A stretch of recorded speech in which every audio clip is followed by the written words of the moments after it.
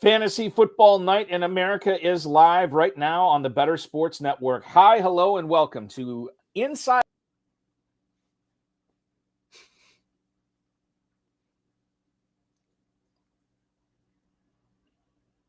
I'm sure Eric will be back in just a moment.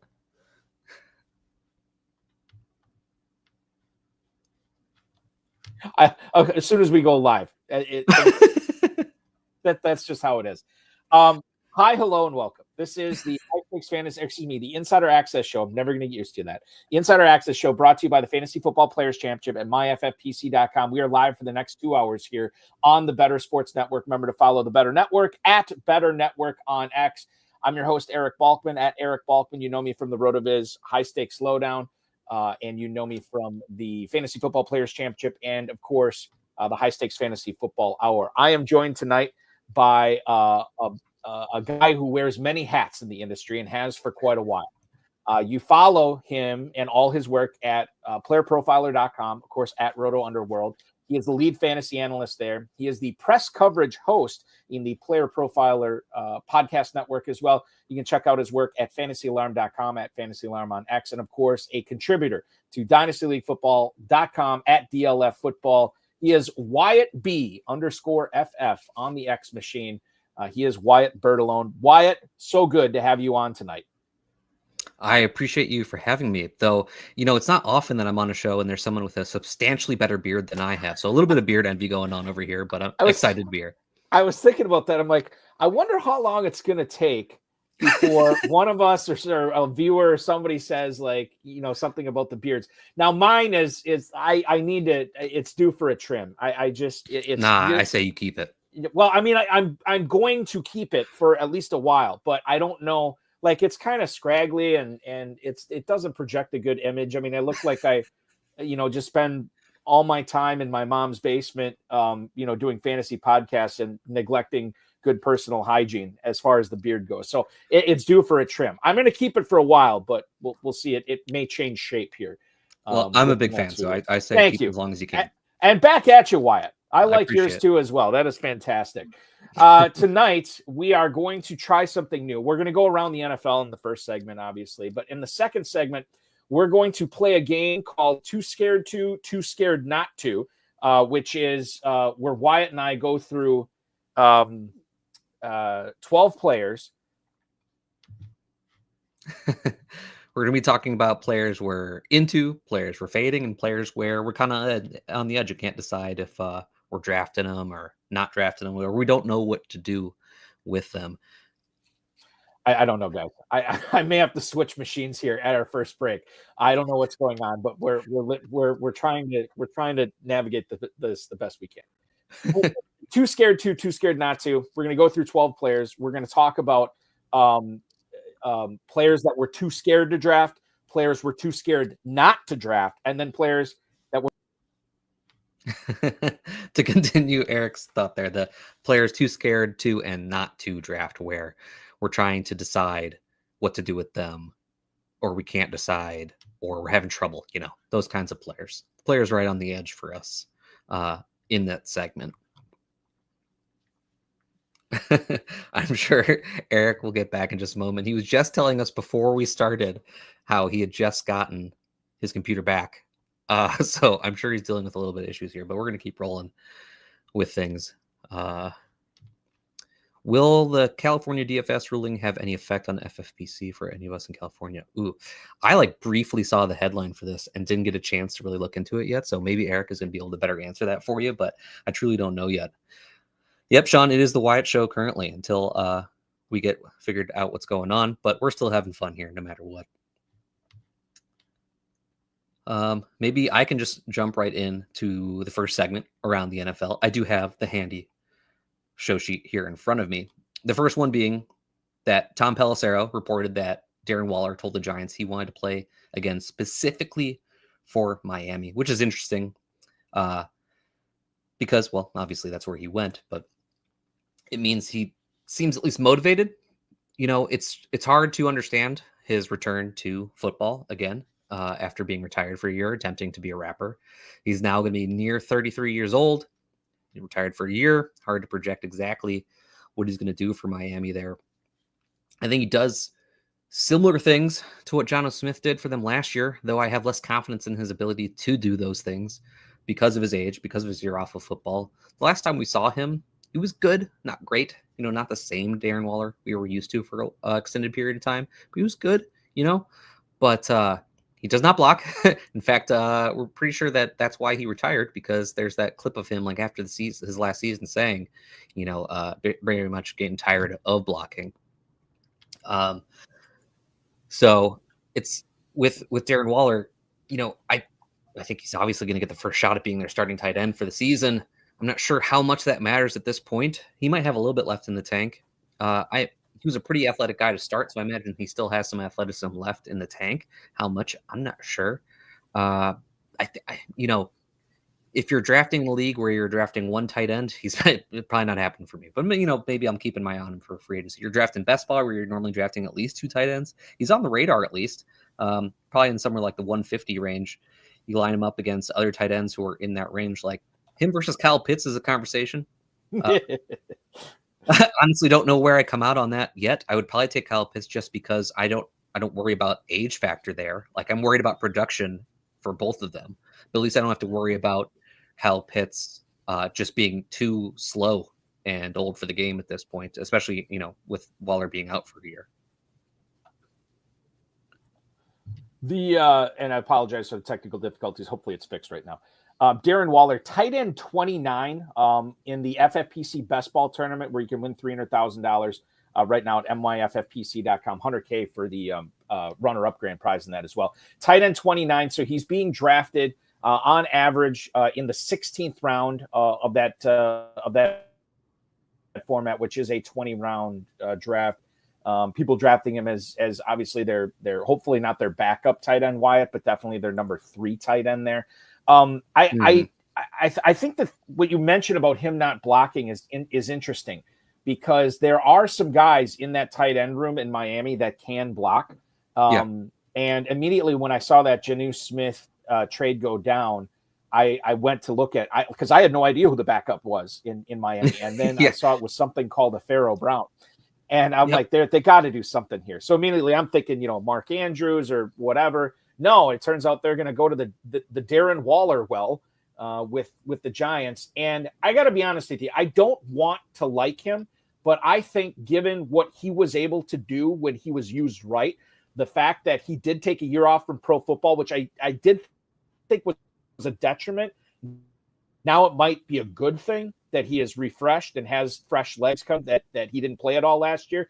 And the fact that they need to throw to somebody there, and they can't throw to Jonnu Smith anymore. It's going to be Waddle. It's going to be Hill. It's going to be Achane. They have to throw to somebody at tight end. And then what happens, Wyatt, if we see the same thing as last year, where Miami can't protect Tagovailoa and he needs to get the ball out of his hands right away? That's not good for Hill and Waddle, which is what we saw last year. That was great for Smith and Achane. So now I'm thinking, okay, now I think I'm talking myself into Darren Waller as a number 3 tight end on a best ball team. Probably not as a backup. If we look at the big gorilla, according to fantasymojo.com, which anytime we cite FFPC ADP, it's Darren Armani's fantasymojo.com website that we always cite. The Godfather of the Pros versus Joe's competition as well. He's tight end 26 in the 15th round there, so people are probably drafting him as a number 3 tight end. I don't want to talk myself into Waller, but until this price gets crazy, I'm willing to take the dart throw here in the 15th to 16th round. Yeah, it's interesting. He's probably going to be like, 60% route percentage, but probably have a fairly high targets per route run in the offense. I imagine he's only out there for plays in which he could get the ball, theoretically. I do expect someone to be primarily a blocking tight end. That's all they're there to do. And, I doubt that the Dolphins want to actually be throwing to Waller. They want their offense to run through Tyreek Hill and Jalen Waddle. But as you pointed out, it's very conceivable that the offensive line is in the same spot it was last year, and they can't block anybody. And they have to start relying on those short and intermediate targets more. Now, I think Mike McDaniel, given a year of knowing that that's the way his offense ended up having to be last year based on his offensive line and knowing what his offensive line looks like this year, I have to imagine he's starting to scheme up some more of those short and intermediate touches for Waddle and Hill because they're your best pass catchers. So I don't want to rely on Darren Waller. Like if I'm in drafts, I'm probably just going to start. He's got to be tight end 3 for me if I'm drafting him in almost every situation. Maybe tight end 2 in a spot where I've taken an elite tight end and I just want to take a shot on pure upside in case we get some fountain of youth from him. But I think in a lot of scenarios, I'm probably just going to look towards youth instead of him, where like I was talking about with like Kyle Pitts, where like fear of just retirement essentially isn't a problem.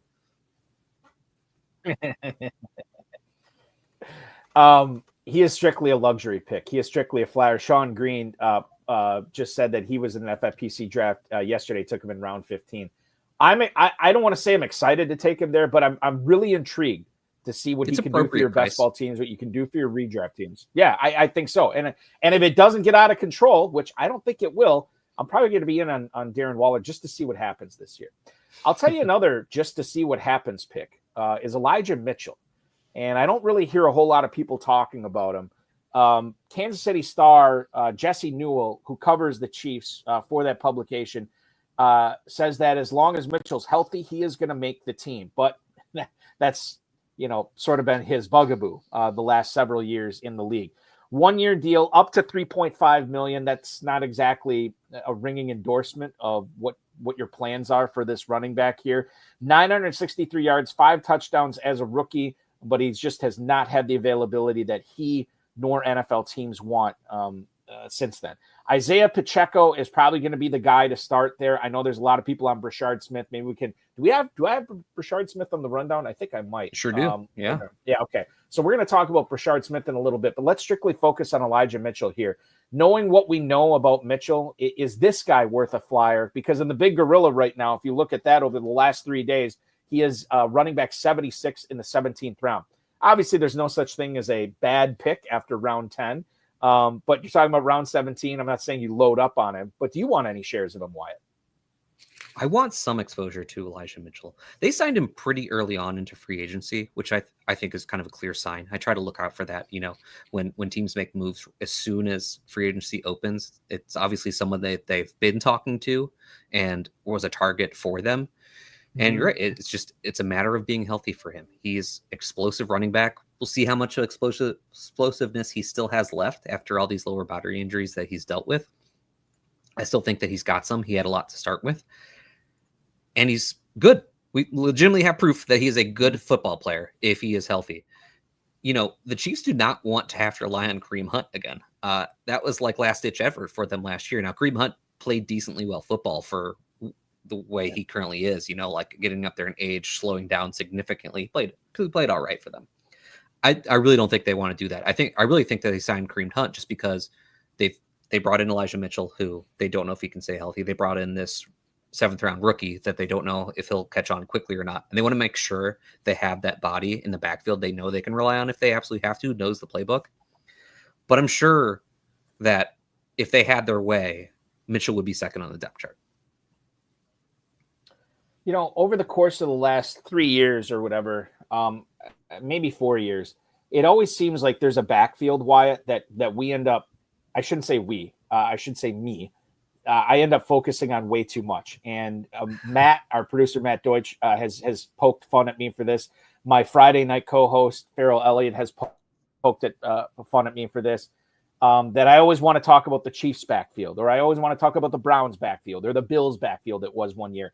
I think this year it's probably going to be the Jaguars. And I've been drilling this into the ground because I love getting a wide breadth of viewpoints and perspectives on how people are treating the Jaguars this year. And I will slip into this question here for you with the latest report from Jacksonville.com that had Liam Coen on the record saying that Bhayshul Tuten does need to improve in his pass protection. He says he's done a solid job, but he has a lot more work to do. Remember, Tuten was the 104th pick of April's draft, 1,100 plus yards and 15 touchdowns on fewer than 185 carries in his final year at Virginia Tech. He was also a kick returner, and we'll see if the Jaguars use him as kick returner this year. That's a possibility. He was the best blocking back out of 148 qualifying backs, that according to Pro Football Focus. And I know a lot of people had wheels up for Tuten, not only in Dynasty, since he was drafted by Jacksonville, but also in redraft. Now, Travis Etienne, I think there was a brief moment where Tuten got a little bit past Etienne, and now it's flipped back the other way. If we look at how the Jacksonville Jaguars backfield is being drafted at the moment over the last 3 days in the Big Gorilla tournament with the FF, Etienne going in the 8th round, mid-8th. Tuten goes in the early 10th, so about a round and a half, almost 2 rounds separate them there. Then you're looking a round and a half later, Tank Bigsby, and obviously LaQuint Allen. Not obviously, but LaQuint Allen is not being taken here. How have you been handling this Jacksonville situation? Is it as simple as trying to get equal shares of the top 2 guys, maybe equal shares of all 3? Or have you focused in on one, whether it's Tuten or somebody else, Wyatt? Tank Bigsby has been the odd man out for me. I'm not drafting much Bigsby at all. I am drafting a good amount of Tuten and some ETN. So, this is kind of a non-news statement to me that he needs to improve in pass protection. The overwhelming majority of rookie running backs need to improve in pass protection. Mm-hmm. The big surprise, that it's a different game when they get to the NFL. A lot of running backs aren't even asked to pass protect in college. It's rare for someone like Trevion Henderson, who's very good at pass blocking already coming into the NFL. And thinking about what Bhayshul Tuten can be in the offense, the easy corollary that we've all been making is that what Bucky Irving did for Liam Coen last year. Listen, Bucky Irving was not good as a pass block. He got a little better as the season went along, but that was Rachaad White's job. And that did not affect Bucky Irving's production because Liam Coen has proven himself as a very good offensive mind and has a way of finding the opportunities for these players. And even though he may not be good in pass protection, he's a good pass catcher, and Coen will find ways to get him the ball. Him and ETN is I think, the discussion that we have to figure out coming into the season, because ETN does have a history of production, has a history of being a workhorse in the NFL. He has slowed down the last couple seasons as he's been a workhorse, even to last year, him really kind of being a 50-50 split with Tank Bigsby, who he was legitimately good on the ground. Hats off to Bigsby. After his rookie year, I thought, I don't know if there's anything here with Bigsby, but he legitimately looked good as a runner last year. So I do think Bigsby will have some opportunities on the ground. But in this Coen offense, I think that Bhayshul Tuten's the one that I want to bet on, because we have to go ahead. With Tuten, I think he's the one that we want to bet on because of his explosive ability in this offense that I'm not sure Travis Etienne actually has anymore. And Liam Coen has shown this ability to get his running backs out in space and use them in the best way possible. And if that's happening for Tuten, I just think the ceiling is higher for ETN. Now, I think ETN is probably going to start off the season in more of a larger role than Tuten is. But I think over time, we've already seen this last year. And the corollary is easy. Everyone has done it, but it really does kind of match up with Bucky Irving in the way that Rachaad White was a big factor to start the season, but Bucky Irving was clearly the better player, more explosive player in the offense, and he got more of the opportunities as the season went along, and I think that's going to happen for the Jaguars as well. The conversation on the Jacksonville Jaguars running back situation being led by former co-host and hopefully future co-host of this program, Kev Wheeler, chiming in on his thoughts on both Bigsby and ETN. I want to take a technical difficulty break. We're going to step out for about 90 seconds. When we come back, we're going to get into more of everything going on around the NFL, including the Bills passing game and specifically Joshua Palmer. We'll talk about Brashard Smith as well. He's Wyatt Bertolone from Player Profiler, Fantasy Alarm, and Dynasty League Football. I'm Eric Balkman. Don't go anywhere. We'll be right back. What's up, everybody? Andrew Cooper here of Fantasy Alarm, and I'm here to talk to you guys about how to take advantage of your takes. I got them. You got them. We've all been thinking about ways to go with this rookie class, maybe even ways to get away from the rookie class, to go with the older veterans, to take advantage. Dynasty Startup Leagues at FFPC.com. My FFPC, that's the place to play.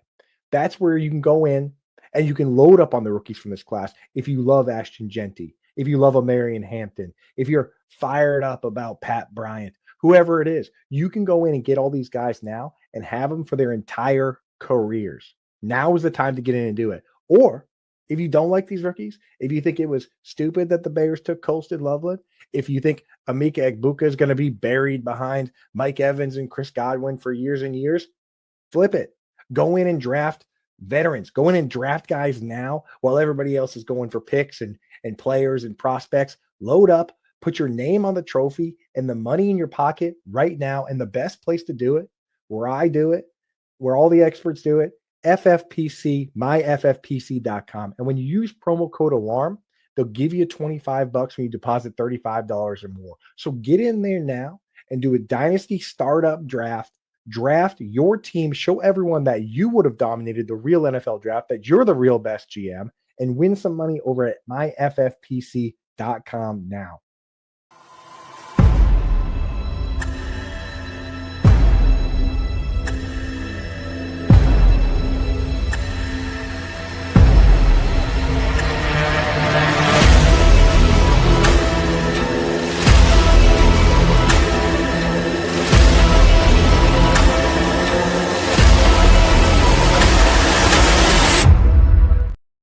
FFPC Dynasty Leagues are live at myffpc.com right now. 15 plus years of Dynasty Leagues at the FFPC, more than 2,000 leagues, and none have ever folded. So if you are playing a Dynasty League with the FFPC, you're in it for as long as you want to be in it. Don't forget about the Empire Dynasty Leagues we started offering again last year. myffpc.com is where to go for that. Wyatt Bertolone is joining me tonight on the Insider Access show here on the Better Sports Network. Follow him on the X at Wyatt. Why I always screw this up. It's Wyatt B _FF. I always want to say Wyatt FF _B. That's not it. Wyatt B _FF. Wyatt Bertolone. He also hosts the press coverage show on the Player Profiler Network, and of course check out his contributions to both Fantasy Alarm and Dynasty League Football. Which I'll be honest with you, we are going to touch on your latest works for both of those publications as we move throughout the show tonight. Joe Buscaglia, who covers the Bills for The Athletic, had this to say about Joshua Palmer. Apparently, his potential role and impact is being slept on a little bit in the offense this year. Josh Palmer may or may not be the Z receiver that the Bills, quite frankly, did not have a good fit for in 2024. Khalil Shakir is the top receiver being drafted by FFPC players this year in the big gorilla draft. And Keon Coleman, obviously the guy that everybody's hoping takes a step forward because he is that first round pick and he has that draft pedigree here. But nobody's talking about Joshua Palmer, and Joe Buscaglia, who clearly is watching the FFPC ADP, is like, why are you guys sleeping on this guy? Wide receiver 87 in the 19th round. Again, we're talking about some dart throw type guys here, Wyatt. Should we be sleeping on him? Is there something here? I'm a little bit on the fence about Joshua Palmer. I think he's like a fine player, but not an exciting one to draft. And I think if he has a substantial role for the Bills, which I mean, I imagine he's going to play outside. It makes sense that he would. If he has a substantial role for the Bills, in my mind, that means that Keon Coleman has failed them because he's the one that they want to be one of their top receivers or their top receiver. And the ball's probably getting spread out a bit, similar to the way it was last year, in which, Shakir was fine, in full PPR leagues, he was good, got you some solid weeks, but like no real ceiling here across the board. That's my fear. It's not like Joshua Palmer is going from a bad situation to now playing with Josh Allen. Like he was playing with Justin Herbert before, in some pretty powerful offenses. So it's not like he has this massive offensive upgrade now that we could see him finally flourish because of it. Like, he's always been in a good situation, basically, and he's been fine. So I do think that you'll be in drafts and find a spot where he is being undervalued in your draft just because he offers actual starting quality receiver, opportunities compared to some of the players he's being drafted next to that are like, they're not going to see the field, and you're hoping that they do. We know that Palmer will actually be playing. So you can find yourself in some situations where maybe you were heavy running back to start and you draft an elite tight end and elite quarterback, and you're kind of fighting for some points at wide receiver. And Palmer is a really good wide receiver for a build like that, where like you just need to make sure you can reliably put someone in your lineup when you're in a pinch, and you're not as much looking for the boom bust player, looking for this guy who can just give you a little bit of floor. For those of you who are thinking that Joshua Palmer being drafted in the 19th round makes him the final Buffalo wide receiver being drafted, not so fast, my friend. Elijah Moore enters the conversation. Palmer is wide receiver 87. Elijah Moore is wide receiver 90. Steve G, our good buddy Steve Hirgalos, wants to know if we have any thoughts on Elijah Moore. I am more bullish on, if I can use that term, with Joshua Palmer on him than I am with Elijah Moore, man. I'm kind of done with him. He's been bounced around. He's significantly behind these other three guys. Fine, if you want to take a stab in best ball on him, okay, but I'm usually finding somebody else there. Yeah, so I am unfortunately a long-suffering Browns fan, so I've been watching Elijah Moore pretty closely for a little bit here, and I have not been impressed. I don't know where the Elijah Moore is that we saw when he was a rookie, and everyone was really excited for what he could be, when he looked like the college prospect we liked.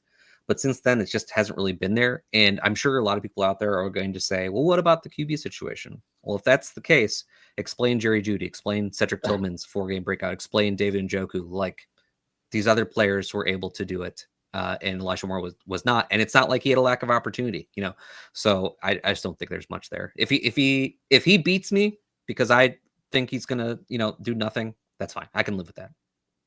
If you thought that Joshua Palmer was the last Bills receiver drafted, we already told you you're wrong. It's Elijah Moore. I am correcting myself here because the better boss has chimed in to let us know that Elijah Moore isn't even the last Bills receiver being drafted. It's Curtis Samuel, who is going a half round later in the 20th round on average behind Elijah Moore, which is crazy. That means we have 3 Bills receivers going in the 19th round or later, which is crazy town banana pants, to borrow a line from CBS Sports Heath Cummings. Khalil Shakir in the 8th round, Keon Coleman in the 10th. Those are the ones I'm focusing on. The rest of these guys, it's just, if you want to complete a stack, maybe you drafted Josh Allen and you missed out on Shakir, you missed out on Kincaid or Keon Coleman. You can grab one of these guys late. We have wasted too much time talking about the Buffalo receivers. I agree. Let's waste some time talking about Brashard Smith. You Sounds actually posted this on X, Wyatt, shortly before we went on air. This piece from Adam Schefter on ESPN. Apparently, the Chiefs have plans for Brashard Smith based on how he was utilized in offseason practices. He was getting the ball out of the backfield. He was in the slot. He was out wide. And this, again, is another situation where it's an ambiguous backfield, right? So we don't know what's going to happen there. We don't even have a really good handle on what we think might happen there. I was at the NFL draft in Green Bay this past year, and I was actually, Wyatt, I got up to the 4th row on stage for Saturday. It was fantastic. Loved it. And when cool. I'll never forget it. Brashard Smith gets taken. And I'm like, oh, of course it's the blanking Chiefs. Of course the Chiefs get Brashard Smith, and these 2 Chiefs fans sitting in front of me just turned around and looked at me with this, the knowing grin, like the Grizzly Adams meme where he's just kind of like nodding, or whatever. That's what I got because these guys knew. And we should have known a Brashard Smith. I'm with you on this. I should have been drafting him more in Dynasty. It's hard for me to get super excited about a 7th round running back. Right. But when you consider how deep this class was, when you consider the team he went to, there might be something here, and people are pushing him up draft boards. In fact, he is in the 13th round of the Big Gorilla on average, 13-14 turn, but usually in the 13th round as running back 56. This is a round 7 running back rookie. But as we are finding out, Wyatt, not all rookie running backs that are drafted on day 3 are equal because people love Brashard Smith this year. Now, when you started talking, like my first thought would be like, yes, if I'm going to be drafting at, one of these running backs that cost out of this backfield, it's going to be Brashard Smith. And then you told me the FFPC ADP, and I went, never mind. I'm not drafting at that ADP. Seventh round running back, as you mentioned. Like, trust me, I love Brashard Smith. Find me a wide receiver who converted to running back, and I'm gonna be in on them. Like, I can't help myself. We've got this Antonio Gibson, Tyrone Tracy, right? Tyrone Tracy, on Tyrone Tracy here going on. Yeah. So, but That price is absurd. I know this is an FFPC show, but if you want to draft Brashard Smith, go over to Underdog where you can draft him in the 18th round. Which over there, I've got 8% exposure. I'm with the market, but you go ahead. Listen, there are plenty of absurdities in FFPC drafts. We try to showcase them as much as we can. But this is, here's the thing: the opportunity cost maybe is not there to draft Brashard Smith. But then it's like, okay, well, I'm not taking Smith obviously that early, but I could take some of these other guys where I wouldn't be getting them, somewhere else, or I wouldn't be getting them in different drafts. Yeah. Because I'd be taking Brashard Smith. Well, here you have options here at the FFPC. You're looking at, and I'm going to bring this up right now, just a few of the other running backs that are going near Brashard Smith in the 13th round right now in the FFPC Big Gorilla. So he's going behind Braylon Allen, Tank Bigsby, and Marshawn Lloyd. He's going ahead of Rico Dowdle and Nick Chubb. So that's sort of where he is settled in. There's a few guys in there that I like better than Brashard Smith. There's a few guys in there that I don't like better than Brashard Smith. And we'll get to more of that. I know there's one player that we're going to talk about coming up later on in the show that I think is going to be interesting. Jermaine Burton, apparently, Wyatt, is putting the time in, according to Bengals offensive coordinator Dan Pitcher.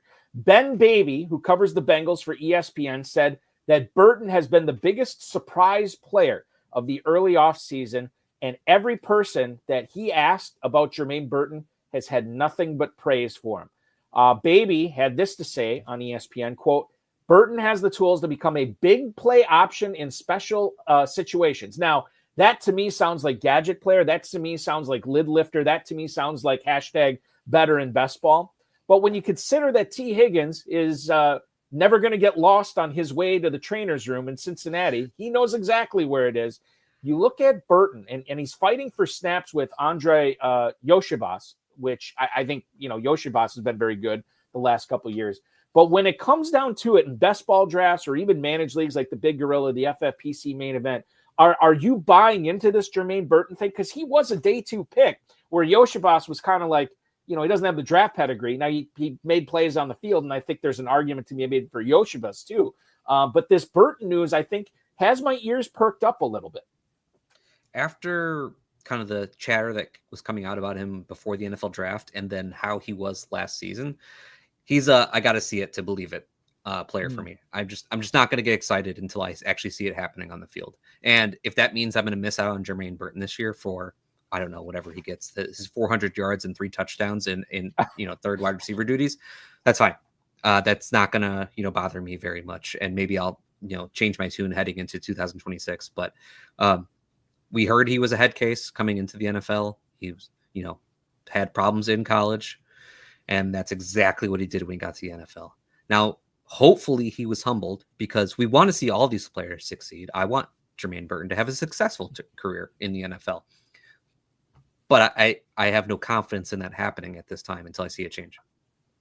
I think, and Burton, by the way, is not even being drafted in the Big Gorilla. He's strictly best ball only right now. I felt burned on Burton because I thought I was getting a steal with him in dynasty drafts where he was going in round 3. Yeah.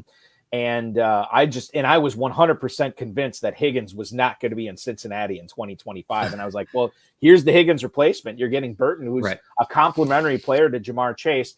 And then lo and behold, he's playing, slot machines at 5 a.m. on game day at some casino. I can't believe it. Like when that happens, like how do you have confidence in that player? You don't. In the NFL. And that's why I dropped him and all those so I don't have him anymore. And I'm with you. I'm kind of not regretting it. If I see it on the field and he starts blowing up and Higgins has a significant injury and Burton's out there a lot, that's just fantasy football. I'm not going to be, I'm not going to question my process for something as weird as this situation could be. Okay, let's talk about the Chargers passing game here too. Daniel Popper, who covers the Chargers for The Athletic, who believes that the passing offense is not going to be stunted in 2025, which is something that some of the beat writers have been talking about in Los Angeles. Some of us in the fantasy industry and people drafting FFPC players are worried about Greg Roman and Jim Harbaugh not having a backfield last year and then paying for Najee Harris early in free agency and then drafting Omarion Hampton early in the NFL draft. The offensive line has gotten better as well. So when you look at all things considered and these guys' history as football coaches in the NFL, they like to run the ball as an alternative to running the ball, which I think makes you a little bit nervous about Ladd McConkey, Trey Harris, Mike Williams, Tyler Conklin, and then the rookie, Rondé Gadsden. What about you, Wyatt? Popper is connected to the Chargers. He still believes that Justin Herbert is going to make these guys fantasy relevant. I'm paraphrasing here a little bit, but that's basically what he's saying. Part of the reason that has me shying away from guys like Ladd McConkey is because I do believe he punched above his weight last year. I do believe that he had an insane ending to the season, including the playoffs. And I hate to think that I'm drafting, for that type of level of production, because I'm not going to get that over a 17-game season. But if the passing offense isn't stunted, maybe McConkey takes a step forward. Maybe Trey Harris offers something in the best ball realm this year. How have you been handling the Chargers passing game at your drafts? I'm excited for the Chargers passing game. You look at the second half of the season, they were actually passing much more than people think that they were. If you look at the whole season, yes, their passing numbers look a little bit weak, but if you consider that the change over the course of the season looks a little bit different, beginning of the season, Greg Roman offense, they're installing it. They're still getting used to it and stuff like that. You kind of expect them to be a little bit more run heavy. Also, Justin Herbert was dealing with an injury, but later on the season, they're actually back up to passing more at a league average, which is really all you need with this offense. I'm excited for Ladd McConkey and Trey Harris in this offense. I am very excited for Ladd McConkey. All the advanced metrics for Ladd McConkey look very, very good from his rookie year. He did benefit a little bit as kind of being the only man in town, but I also don't think that Trey Harris takes from him. I think Trey Harris takes basically from everybody else, if anybody. I think that Ladd McConkey established himself enough last year where he's one of these players where he would have to be competing with another elite wide receiver for me to think that his target share is impacted by any of the moves that they made.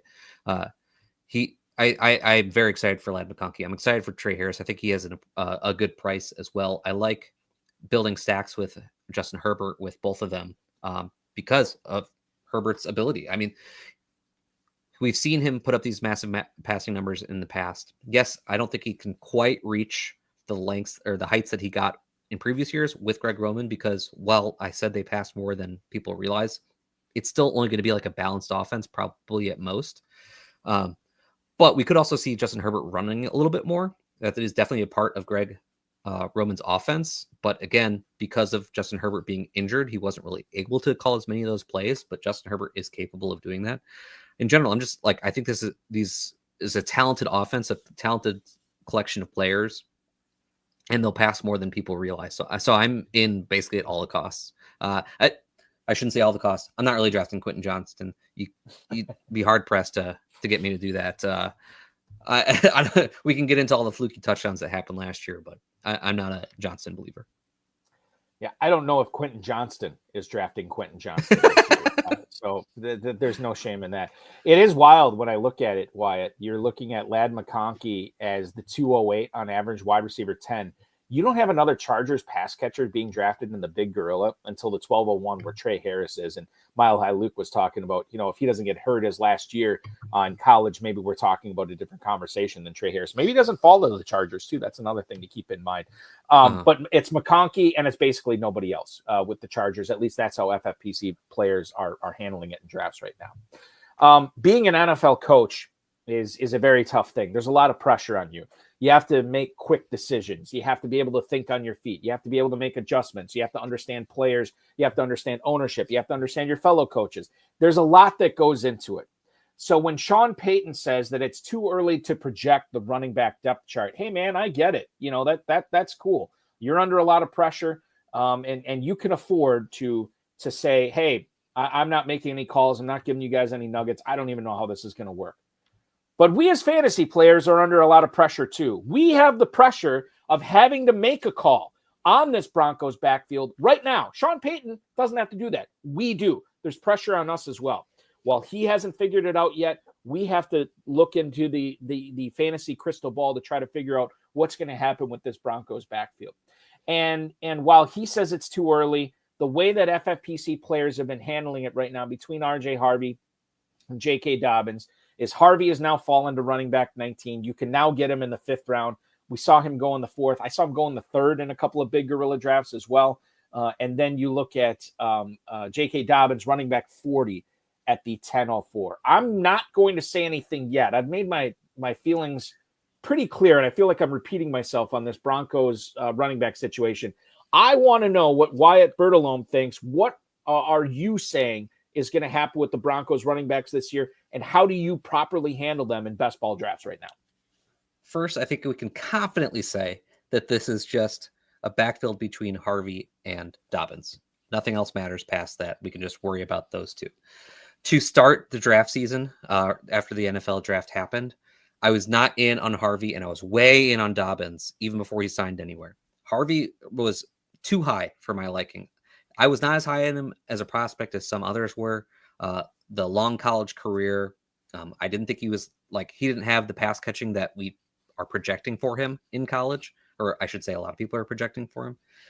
And he got too high for me at a certain point. Like, I can adjust for situation to a point, but I can only adjust it so far. And when I did it, he was at the cost he's at now. So now I actually think he's a much better pick, and I'm interested in getting him now. People who've been drafting all offseason, they were drafting the elevated cost. I think I've now found the right spot to come in and draft at this lower cost where I think it's more appropriate. I am excited for Harvey still, but J.K. Dobbins, I figured he was one of these players who was always going to sign somewhere. You don't have the season he had last year for the Chargers and not sign somewhere. I think he was just waiting for the right opportunity to sign in a place where he knew he would have a role, which I think he's going to have for the Broncos. And obviously his price has risen massively since signing, as it should. But I still think he's a good bet. I think there's a very good chance this is kind of a 50-50 split between them. My guess is that we'd see Harvey as getting more carries than Dobbins at this point, because I think Dobbins is the better pass blocker at this point. So I think he's just going to be on the field for more of those plays. And now I'm sure Harvey's going to get some classic Sean Payton drawn up screens and whatnot. So he's going to have, I think they're both going to have a pass catching role, and which is why Harvey should be drafted higher, because I think he's going to get a little bit more of everything. But I think Dobbins will do enough on the field, like 50-50 split snap wise. He'll be on the field enough, picking up a lot of those third downs, mixing in as running back, that he's going to be worth his cost. And if anything happens to either of them, we can start getting really excited. Because that was the thing about RJ Harvey before the Dobbins signing. There was, in my opinion, there was no way that's the backfield they're going into the season with Julian McLaughlin and Audric Estime, because Estime and McLaughlin aren't it. And I think we know that. And I think the Broncos knew that. So they knew they needed to get another body in there they could rely on. So that was another reason why I thought Harvey's ADP was a little bit too high. But yeah, if anything happens to either of them, now this is kind of a backfield to themselves situation, because I don't think they can mix in McLaughlin or Estime very much because they're just not very good. So yeah, the answer for me, as much of a cop-out it is at this point, is just yes. I'll draft them both. Our resident FFPC player and Broncos expert, Mile High Luke, has also said that the O-line for Denver, which is elite, and I totally agree with that too. Yeah. He's talking about, and I think this is aggressive, but hey, it's fantasy football. Stuff like this happens. He says he thinks maybe both backs finish as top 24 options this year, and maybe one gets to the top 12, which I think if one gets to the top 12, that's because one of them got hurt. I don't, and he also said too, the OC for the Broncos in 18 straight seasons has given 95 plus targets to the running backs there. It's something we want to figure out, but based on everything you said, Wyatt, now I'm kind of thinking, like, if you think it's a 50-50 split, if you think Dobbins is going to be out there in third downs, doesn't Dobbins represent a better value in the 10th round right now than RJ Harvey in the early 5th round, who could turn out to be a fantasy false god after everybody was falling all over themselves to draft him in Dynasty? 5 rounds later, you can get Dobbins. I don't know how you feel about that. Yeah, that's a good one. At cost, I have been more in on Dobbins even after him signing there because of the range of outcomes for both of them. You know, Harvey's already being drafted pretty close to his ceiling, rightfully, but he is pretty close to his ceiling. But Dobbins has a wider range where if something happens to Harvey, like, this is a legitimate league winner. It's such a massive value from where you draft him, where you could draft another player. You know, the 2v2 of not drafting Harvey or drafting Harvey and who you would get, you know, between those. I much prefer the Dobbins side of it. You know, if fantasy football in June was an amusement park, I think the most attractive ride would be the Luther Burden ADP roller coaster. The Luther Burden ADP roller coaster has taken another turn. And listen, I've been riding this. I've been plunking my tokens, my tickets in. I've been riding it, and it's a lot of fun if you like roller coasters, because first he was down, then he was up, then he was down. Now is he up again? Marquee Sports Network Scott Bair said that Luther Burden, quote, could make more of an impact than folks think during his rookie season. Now, this was in response to a reader of this website who said that the Bears are in trouble after Burden missed a lot of the offseason program. He landed on a football awkwardly in minicamp. Ben Johnson kind of quasi called him out to the media a little bit. But Bair says Burden is an X factor, a dangerous weapon, both outside and in the slot. And we'll see what happens if he's in the slot the majority of the time when the Bears are in 3 wide receiver sets. We'll see how he's operating when they're in 2 wide receiver sets, if he's still playing behind Odunze and Moore or what have you. Bair did say, knowing Ben Johnson, that he does not give snaps and playing time to players who don't give effort in practice during the week. So there's still a certain amount of Burden proving himself here. I have gone in ebbs and flows on Burden. Right now, I've been off him. I was just on him probably a month or so ago. Now I'm off him again. And now I may have to start looking at the Burden train again, or the Burden roller coaster, as it were. Wide receiver 54 at the 11-11 right now in the FFPC Big Gorilla over the last 3 days. I bring it up all the time, dude. I don't know how the Bears feel about DJ Moore, given his, the quote attitude issues that we saw last year with him walking off the field. They have no attachment to Rome Odunze. Ben Johnson doesn't, at least. And remember, Ben Johnson, the Bears' first 2 picks as he was head coach, were 2 skill position players, and they weren't DJ Moore and they weren't Rome Odunze. So I think that has to be taken into account. And you also have to understand whether this is Fugazi or not. I don't know. But the slot was awesome for Ben Johnson in Detroit. Now, he had Amon-Ra St. Brown, but he's got Luther Burden in Chicago. There's something to be said for that as well. There's a lot to unpack here with these Bears receivers, Wyatt, specifically Luther Burden. So I've been bearish on Luther Burden all offseason. So starting off just in his college career, he has the amazing sophomore season, and then the junior season is pretty dreadful, if we're being honest. And it was a little bit red flaggy, especially the way the production came. Everything was basically a screen behind the line of scrimmage. Everything was very close to the line of scrimmage, which is a bit of a red flag. Now the counter argument to that, obviously, as everyone knows, is that the offense was terrible. The QB was terrible. Like the offense had to be that because it's all they could do. I get it. Still a little bit worrisome. And then this is a player who was projected to be a first-round pick. And then as we're getting into draft season, this is another one where we're starting to hear some rumors about off-the-field stuff and whatnot. He slides into the second round. I think, he went to a Ben Johnson offense, but do we forget that this guy slid into the second round when he was originally projected to be a first-round draft pick? I think that is something. And just trying to think about what this offense is going to be like now, I think it takes a lot of assumptions to get to Luther Burden will be their starting slot wide receiver, and the offense will continue to run through the slot because that's what he did with Ben Johnson did with Amon-Ra St. Brown. That requires, one, that Luther Burden will be their starting slot wide receiver when DJ Moore has spent plenty of time in the slot. Rome Odunze can play out of the slot as well. That he'll be good enough for the offense to run through him when we have DJ Moore, Rome Odunze, Colson Loveland on this offense, as well as the running backs.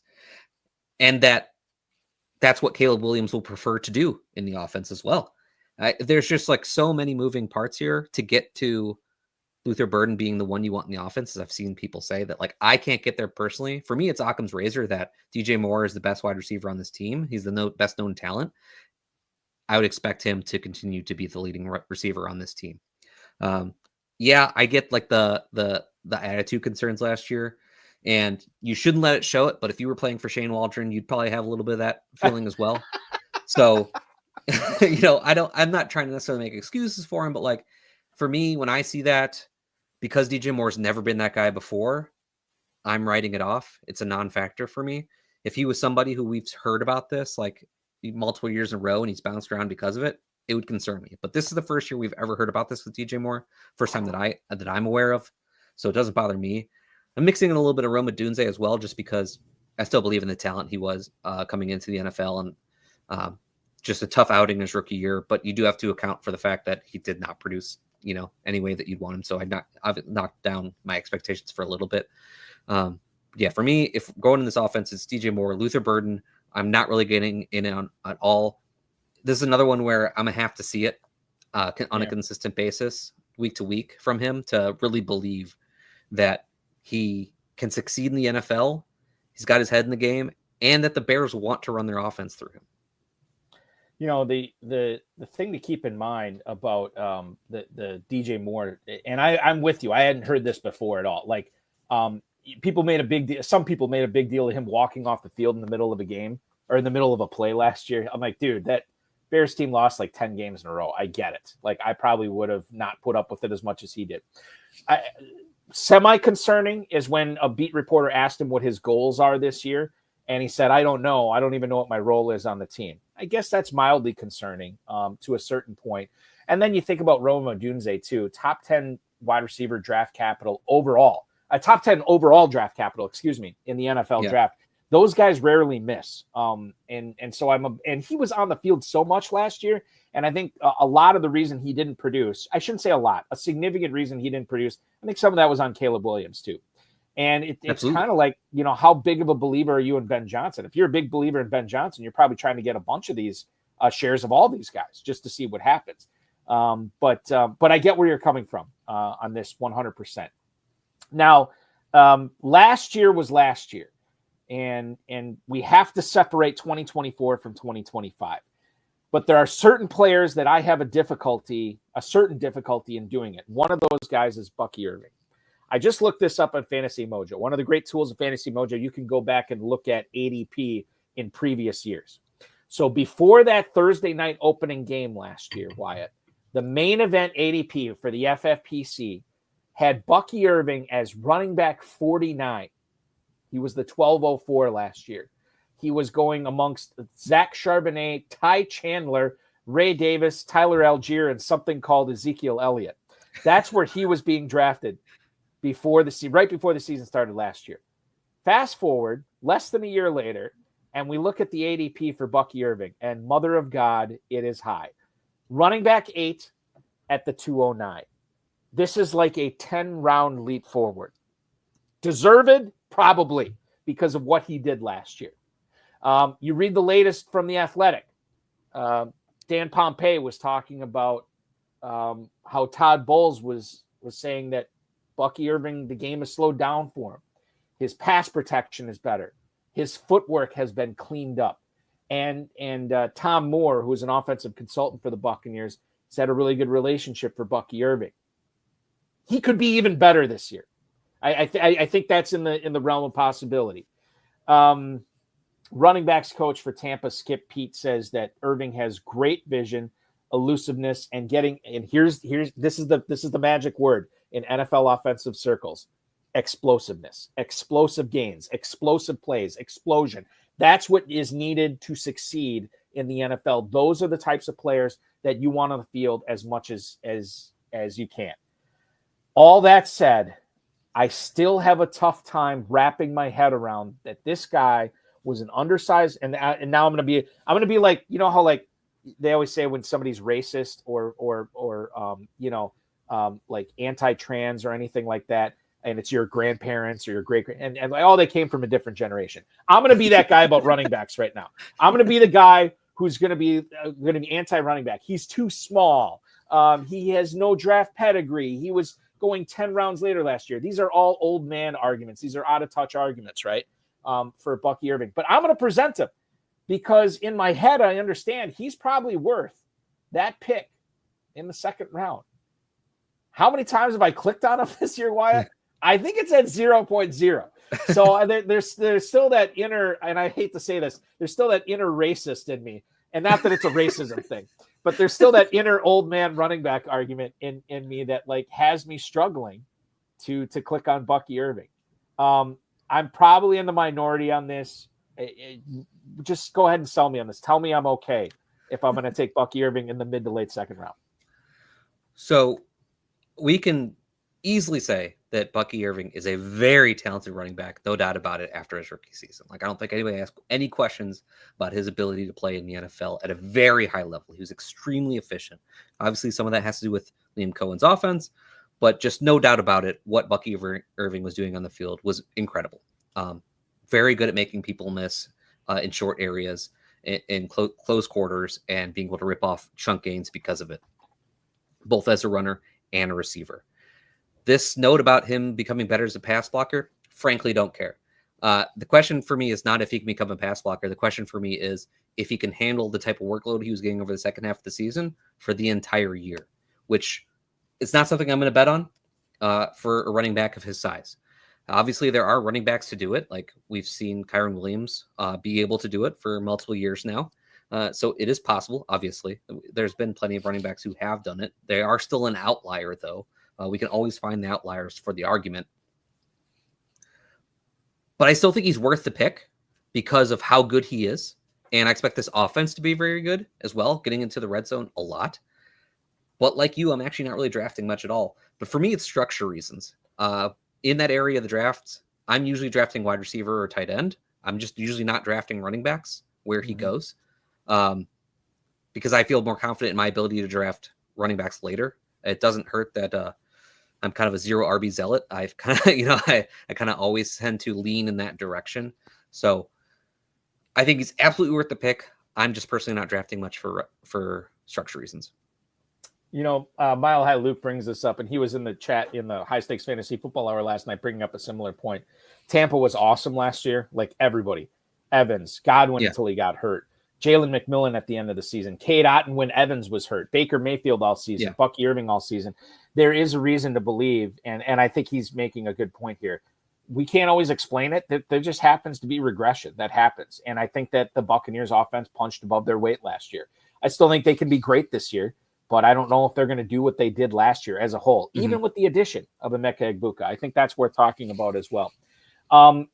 So in regards to Bucky Irving, I will probably, because I'm in too many drafts again, as I'm sure you are too, Wyatt, I will probably always be drafting. Exactly. I will probably have some shares of him. I haven't gotten them yet, but I don't think his ADP is going to radically change from where it was in February to where it's going to be in, late July, August, and September. Okay. Bucky Irving was a rookie last year. Let's talk about a rookie this year. And I honestly don't know how you feel about this guy. NewYorkJets.com had a story where Aaron Glenn, who is the new head coach for the Jets, was quoted as saying Mason Taylor is doing an outstanding job as a blocker. Now, I don't play in block PPR or, block PPB leagues, I guess they'd be point per block. I don't play in those leagues, but I do think it's important when I hear stories like this from a tight end and to a certain regard with running back, but mostly with tight end. You got to be able to block. And if you can't block, you're probably not going to get on the field unless you're Darren Waller, that you just don't have a choice if you're Miami. But Mason Taylor has been praised by Aaron Glenn now with his blocking, but previously how he talked about how he's not a body catcher. He is able to get north and south after the catch, hopefully more north, less south. And I think the fact that Glenn has gone out of his way to praise Taylor is interesting when you consider the FFPC main event, Big Gorilla, all the FFPC leagues, they're all tight end premium leagues, 1.5 per catch for tight ends. When you look at Mason Taylor, he is not being drafted very high in regards to the rest of the tight ends. In fact, he's tight end 23. He's barely being drafted as a backup tight end at the 13-14 turn. I'm not saying this dude is going to end up being a top 12 tight end this year, but I do think it's interesting that Justin Fields is a quarterback. And I do think that the draft capital for Mason Taylor gets me intrigued into not having to wait until 2026, where I can expect fantasy goodness. I think there might be something here. And the fact that you can get him in the 13th round of a tight end premium format, I think it's worth taking a chance on maybe more often than not. How do you feel about Mason Taylor, Wyatt? As a player, I was kind of meh on him. I think one of the most exciting things about him was his draft capital. As a player, he's kind of in this like Zach Ertz mold where He's a good route runner for a tight end. He's got good hands, but he's not really going to do anything after the catch. So that kind of limits the ceiling for a tight end. All the tight ends that have this really good ceiling are normally very good after the catch. It's how they create explosive, because tight ends are not normally running down the field and catching long passes. They're normally catching them closer to the line of scrimmage. So they have to be good after the catch to create their explosive plays. And Mason Taylor is just not really that guy. With that said, he has a very good chance to being the second target on the offense, at least among the wide receivers and tight ends. But can Justin Fields support a second target after running backs and Garrett Wilson? I don't know. I don't have a lot of confidence in that. I think that Mason Taylor's price is appropriate just because we have that unknown rookie upside. And in tournaments, we want to bet into that more often than not, because rookies tend to peak towards the ends of seasons when all the money is on the line, and that could happen for Mason Taylor. But I don't have a lot of excitement for his overall production because of who he is as a player and Justin Fields as a quarterback. Now, don't get me wrong, I love Garrett Wilson. I love Breece Hall. They're players I want to be drafting, but I just don't think Justin Fields can support much past that. So not too excited for Mason Taylor, but I do think his price is appropriate. He is going behind Hunter Henry, Zach Ertz, Mike Gesicki, and believe it or not, after that Steelers-Dolphins trade, Mason Taylor, congratulations, you are now being drafted on average ahead of Pat Freiermuth. Something I didn't think I'd be saying, but it happened. Here's what I want to do. Tell you about the FFPC Big Gorilla Tournament, $1 million grand prize. You're going to get a $50 discount after every third draft you sign up for. Draft's going on right now. The 7 Bananas promo has been lit, as the kids say. We've given away 23 free FFPC best ball tournament teams. We just gave away a third free FFPC main event team. That is a $2,000+ value. If you keep getting that 7 pick multiple times in a row, we're going to keep hooking you up. You get it 4 times in a row, free high society entry. That's a $10,000 value. You get it 5 times in a row. We shake our hands, or we shake our heads. We wipe our hands and we say, we're giving you a jungle safari for 4 or 50 grand, whichever one you want. That is our promise to you at myffpc.com with the Big Gorilla. We are coming up on the second hour, already into the second hour. I want to catch my breath here. When we come back, we're going to play for the first time on this program with Wyatt Bertolone from Player Profiler, Fantasy Alarm, and Dynasty League Football and press coverage. The players that we are too scared to draft, the players that we are too scared not to draft, and my favorite category, the players that we're both too scared to and too scared not to draft. It's all coming up next here on Insider Access on the Better Sports Network. We got so much show. You better not be going anywhere. What's up, guys? Andrew Cooper here, Fantasy Alarm. And boy, do I have great news for you. It's that time of year. The FFPC main event is open. The flagship contest, in my opinion, the biggest #1 contest in all of fantasy football. It's not just about the prizes. You can win $1 million, but if you win a contest like this, you are gold-plated, gold-stamped in this community. That puts respect on your name when you go in there with the big dogs and you win a tournament like this. So get set up with my FFPC now. When you use promo code ALARM, they'll give you $25 when you deposit $35 or more if you've never drafted there before, and you can get in there with the big dogs. If you really want, you can actually go to Vegas and draft at the Paris Casino live in these contests. You don't have to do that, though. You can draft online. They have 6-hour, 2-hour, and 60-second clocks, depending on what you're feeling. You're going to want to draft early and often in these to give yourself the best possible shot at winning. And let me tell you, when you go over to your social media bio and you throw FFPC main event champion in there, people start thinking about you at a different way. You are now an absolute champion and legend in this community if you win the FFPC main event. Open now over at myffpc.com.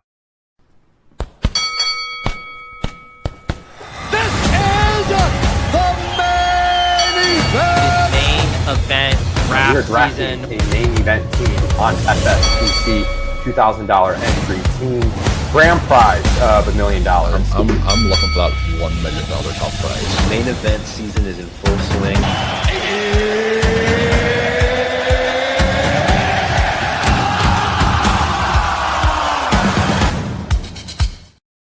It's time for the FFPC main event. We have had live main events going off for the last month, basically just on the weekends. That's going to change when we get into July here. We're adding some Friday live main events. We're going to be adding some some Wednesday main events. So if you want to take your shot at $1 million grand prize, please do so. $6 million plus prize pool. If you don't want to draft live, you want to draft slow, we have slow drafts going on all the time for the FFPC main event as well. So check that out at myffpc.com.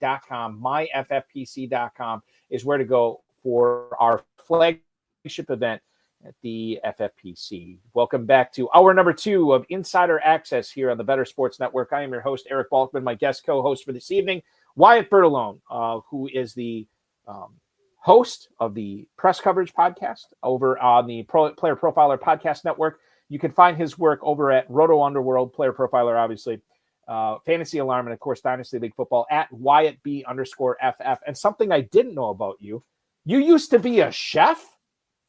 Yes, indeed.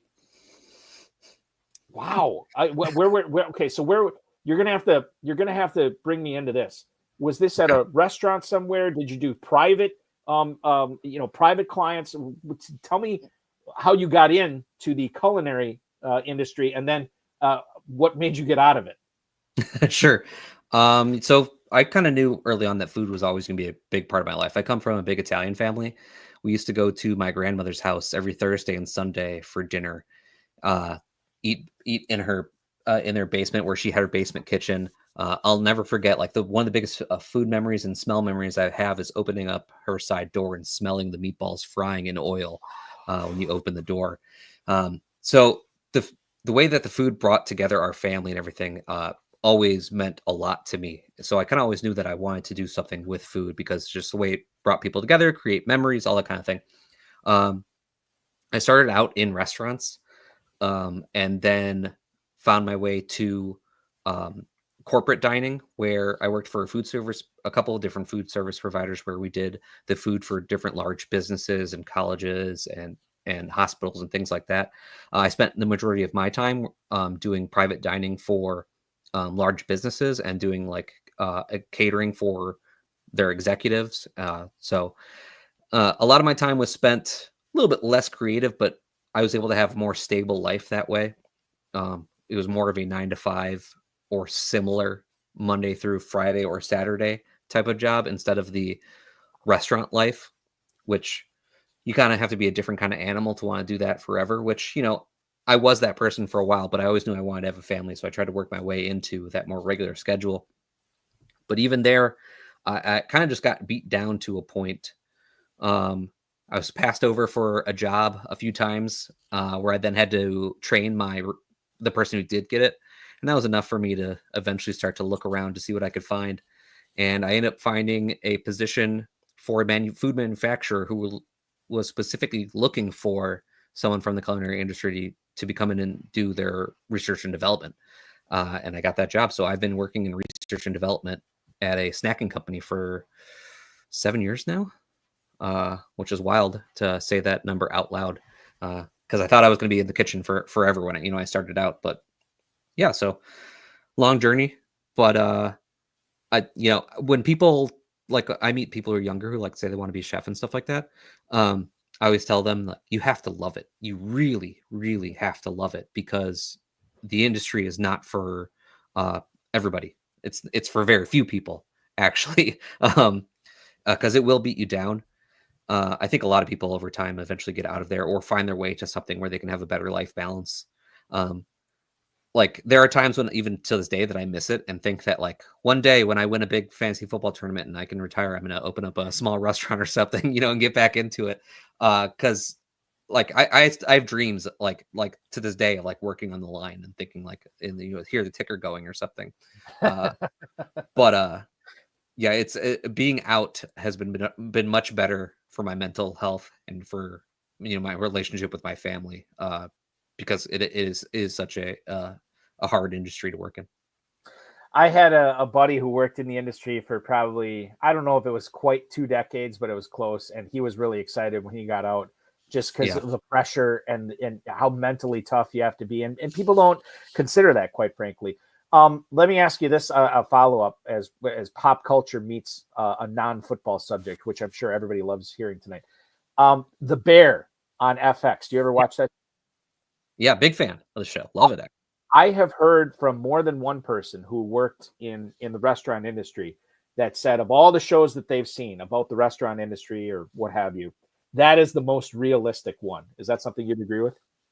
Absolutely. There's like little things that you may not notice or may not think about that much, where that, like, if you've worked in the industry, you're just like, oh yeah, like, of course, like that's a nice detail for the show. Like when you see them drinking out of like a plastic pint container, like that is not something you see in a lot of shows that have to do with kitchens, because it wouldn't really occur that that's what happens a lot on the line, because we're not worried about glasses or anything. These are right here, just fill this up, things like that. It is very realistic. You could tell that they put in the work. It doesn't hurt that they have Maddie Matheson working on the show, who is a very good chef himself.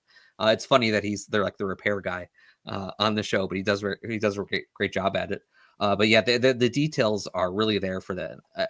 I haven't started watching the 4th season yet. And I know a lot of people said that the 3rd season wasn't very good. Me personally, I still love the 3rd season. This is not me trying to be a greater than thou when I say this, but just because of having worked in the industry, I can appreciate all the little like notes in the show. I think maybe a little bit more than some other people. I know a lot of people said it was kind of slow. I personally don't mind it. I just a genuine huge fan of the show. Did you watch Hell's Kitchen as well?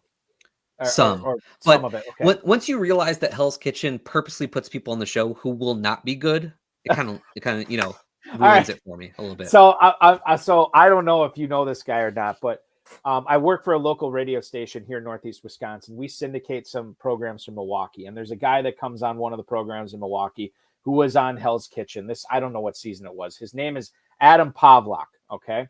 And he has, and this blew my mind when I heard it. He has some sort of endorsement deal because he owns a restaurant, Egg and Flour in Milwaukee, which I've never been to, but I heard it's awesome. But he has an endorsement deal with Nunn Bush, okay, the shoe company that makes specific shoes for people, chefs and sous chefs and everybody who works in the kitchen, because apparently, and this is what was crazy, you need special footwear to work in kitchens. Wyatt, I did not know this. Yeah. Because of the grease and so on. Yeah, it gets real slippery. It's, essentially like you want almost construction shoes, but not quite construction shoes, because you're doing something a little bit different. But yeah, like steel toe helps.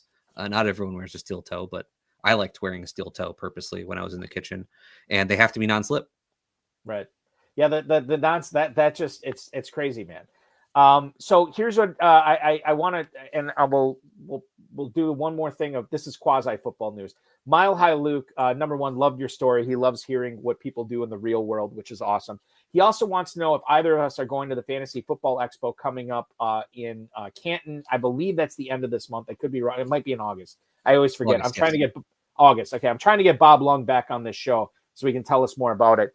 I am just, I work 3 jobs. I'm swamped with fantasy football stuff, like commissioning drafts for the FFPC, so on and so forth. I can never make it there. I don't know if you have any plans on getting there this year at all, Wyatt. I live within a half hour of Canton, so I am always there. So you're in. You go every year. And this would be a good opportunity for anybody, whether you're a player, whether you're a content producer, whether you're a contest operator, this would be a good time to say how much fun you have there. Or, just your favorite part of it. The entire thing is awesome. Like, I highly encourage everyone to make it out to the expo if you can, because it is essentially just one extended hangout with everybody. And everybody's there just to have a good time and hang out. There's some fantasy football talk that happens naturally, but it's really just everybody connecting and having fun and chatting. And, a lot of these people, you talk with them on Twitter all the time, and then you actually get to see them in person. And it's oh my God, it's a real, you guys are actually real human beings. This is unbelievable. Yeah. Fairly debaucherous, because when you get a bunch of degenerates in one place with a lot of alcohol, you'll get there. I know last year they were playing wiffle ball in the street. But it's just one great long hangout, and I highly encourage everybody to check it out. Yeah, FF Expo is something that I definitely want to do one of these years, and I got to make time for it. I go on 2 fantasy football pilgrimages every year. I go to Louisville for the Kentucky Fantasy Football State Championship, which is like, because I can't play FFPC as an employee, this is sort of like my big high stakes weekend. And I'm setting a record this year for me, Wyatt. I'm drafting 14 teams live. I'm doing 4 on Friday, 5 on Saturday, 5 on Sunday. It's going to be a lot of fun. It's going to be very exhausting, but it's going to be a lot of fun. And then obviously when I go out to Las Vegas at Paris Casino this year, where the FFPC live events, I'll be working out there as well. But if I can add a third one, I got to add Canton for sure. Now here's what I want to do with this. The too scared to, too scared not to section of the program. This is where we talk about the players that Wyatt and I are too scared to draft, the players that we're too scared not to draft. Like we feel like we have to have them. They're our FOMO picks. And then the players we don't know what the hell to do with because we don't want them, but we don't want to miss out on them either. That'll be the fun one. Let's lead it off with the too scared to draft. I'm going to lead things off with Sam Laporta, tight end 4 at the 412 in the FFPC right now. My concern with Laporta is the change in offensive coordinator. It's still the presence of Amon-Ra St. Brown. It's Jared Goff maybe not performing as well as he did last year when he was only like tight or quarterback 9 or whatever, and they put up all these record numbers. It's Gibbs and Montgomery both being healthy, and there's a lot of people talking about the Jamison Williams factor where he could take a leap forward here in a contract year. For me, Laporta at the 412, why take him there when I can wait and grab Hawkinson? I can wait and grab Engram. I can wait and grab Njoku. I can wait and grab, Tyler Warren to a certain extent as well. I worry about the opportunity cost of what I'm giving up if I take Laporta there. That's why I'm too scared to draft Sam Laporta. Wyatt, your thoughts? I'm with you. Once you get past the first 3 tight ends, it's kind of like, what's the difference between Laporta and Njoku? I'm glad you brought him up because like that's one of my tight ends that I target in drafts. It's all the reasons you said, and who you could draft around him. I'd rather be drafting and then draft the tight end later. The other guy could have easily been in the final category that I have here, and that's Chris Olave. He could have been the too scared to draft, too scared not to draft. When you look at Olave, dude, wide receiver 36, he's gone up a little bit. He was in the 40s for a while. He's back up in the 30s. Behind Ridley, Waddle, Odunze, ahead of Addison, Myers, and Juwan Jennings. The concussions, obviously, are a big scare for me. And then, quite frankly, the offense. Maybe I should be worried less about the offense. Maybe I should look at it from the standpoint of New Orleans is going to be throwing a lot because they're going to be losing a lot. And that means a lot for Chris Olave. It means a lot for Rashid Shaheed. I don't know if you'll ever get Chris Olave this low again in drafts, especially if he stays healthy. But the quarterback situation and the concussions worry me. That's why I have been, up until this point, been too scared to draft Chris Olave, Wyatt. I thought I was going to be weighing on Olave coming into the season because the vibe on him was pretty low as like the season ended with the deals with the concussions, with where the team was going. But he's still being drafted like fairly highly, all things considered, which makes me not that interested in his price. If he happens to fall as the season gets closer and people realize that his quarterback is Tyler Shuck, maybe I can get back in then. But we're expecting too much out of his current price for what the range of outcomes is for him. For a player who, frankly, has still not living up to the expectations we had for him. And like, I say this as a fan of Chris Olave. I really liked him coming into the NFL, really liked him early in his career, still like him as a player. I just think that this price is incorrect. Yeah, and it's wild to think that wide receiver 36 is incorrect for a guy with the chops that Chris Olave has, with the pedigree that he has, with what he's been able to do in the NFL. But I'm with you. I still, maybe this is me being greedy. Maybe this is me being an arrogant a-hole. But I need to see him drop further, and he's not trending in the right direction for me right now. Let's go back to Detroit with your first player that you're too scared to draft. We may butt heads on this, but maybe you could sell me on it. I've drafted this guy in a few spots, but you're too scared to draft the Detroit Lions running back not named Jahmyr Gibbs. Yeah, David Montgomery, who is pretty touchdown reliant in this offense, which has not been an issue so far. But you did mention the changes that are happening for that offense. And with what Jahmyr Gibbs did while Dave Montgomery was out, I kind of think it's a little bit of a you can't put the genie back in the bottle situation. Like once you see what Jahmyr Gibbs does with a larger workload, I feel like a little bit of that has to stay in the offense. And it could with a new offensive coordinator and with Ben Johnson leaving. I also have a little bit concern about, and this is something I haven't really heard anybody really talking about, Dave Montgomery coming back early from that knee injury to play for them at the end of the season into the playoffs. does that linger? Like, I worry about when players rush back from an injury to try and play. It worries me for like Isaiah Pacheco. Like Isaiah Pacheco returned and looked dreadful. And that's part of the reason why like I'm off him for 2025 is because I don't know where his body's at after that. Like, is he going to be back to fully healthy the way he was before the injury? I don't know. And I am thinking about that a little bit with David Montgomery, but it's really just because he's probably like the earliest running back you draft where you need a touchdown out of him for him to really be worth it week to week. And I don't want to have a ton of faith in that this year with the changes that have happened for the Lions and the way that Jahmyr Gibbs played at the end of the season, where he might have shown the Lions they should do that. For what it's worth, the Lions offense, as you mentioned, undergoing a change under the new offensive coordinator, John Morton, and we don't know what it's going to look like. We don't know how he's going to change it.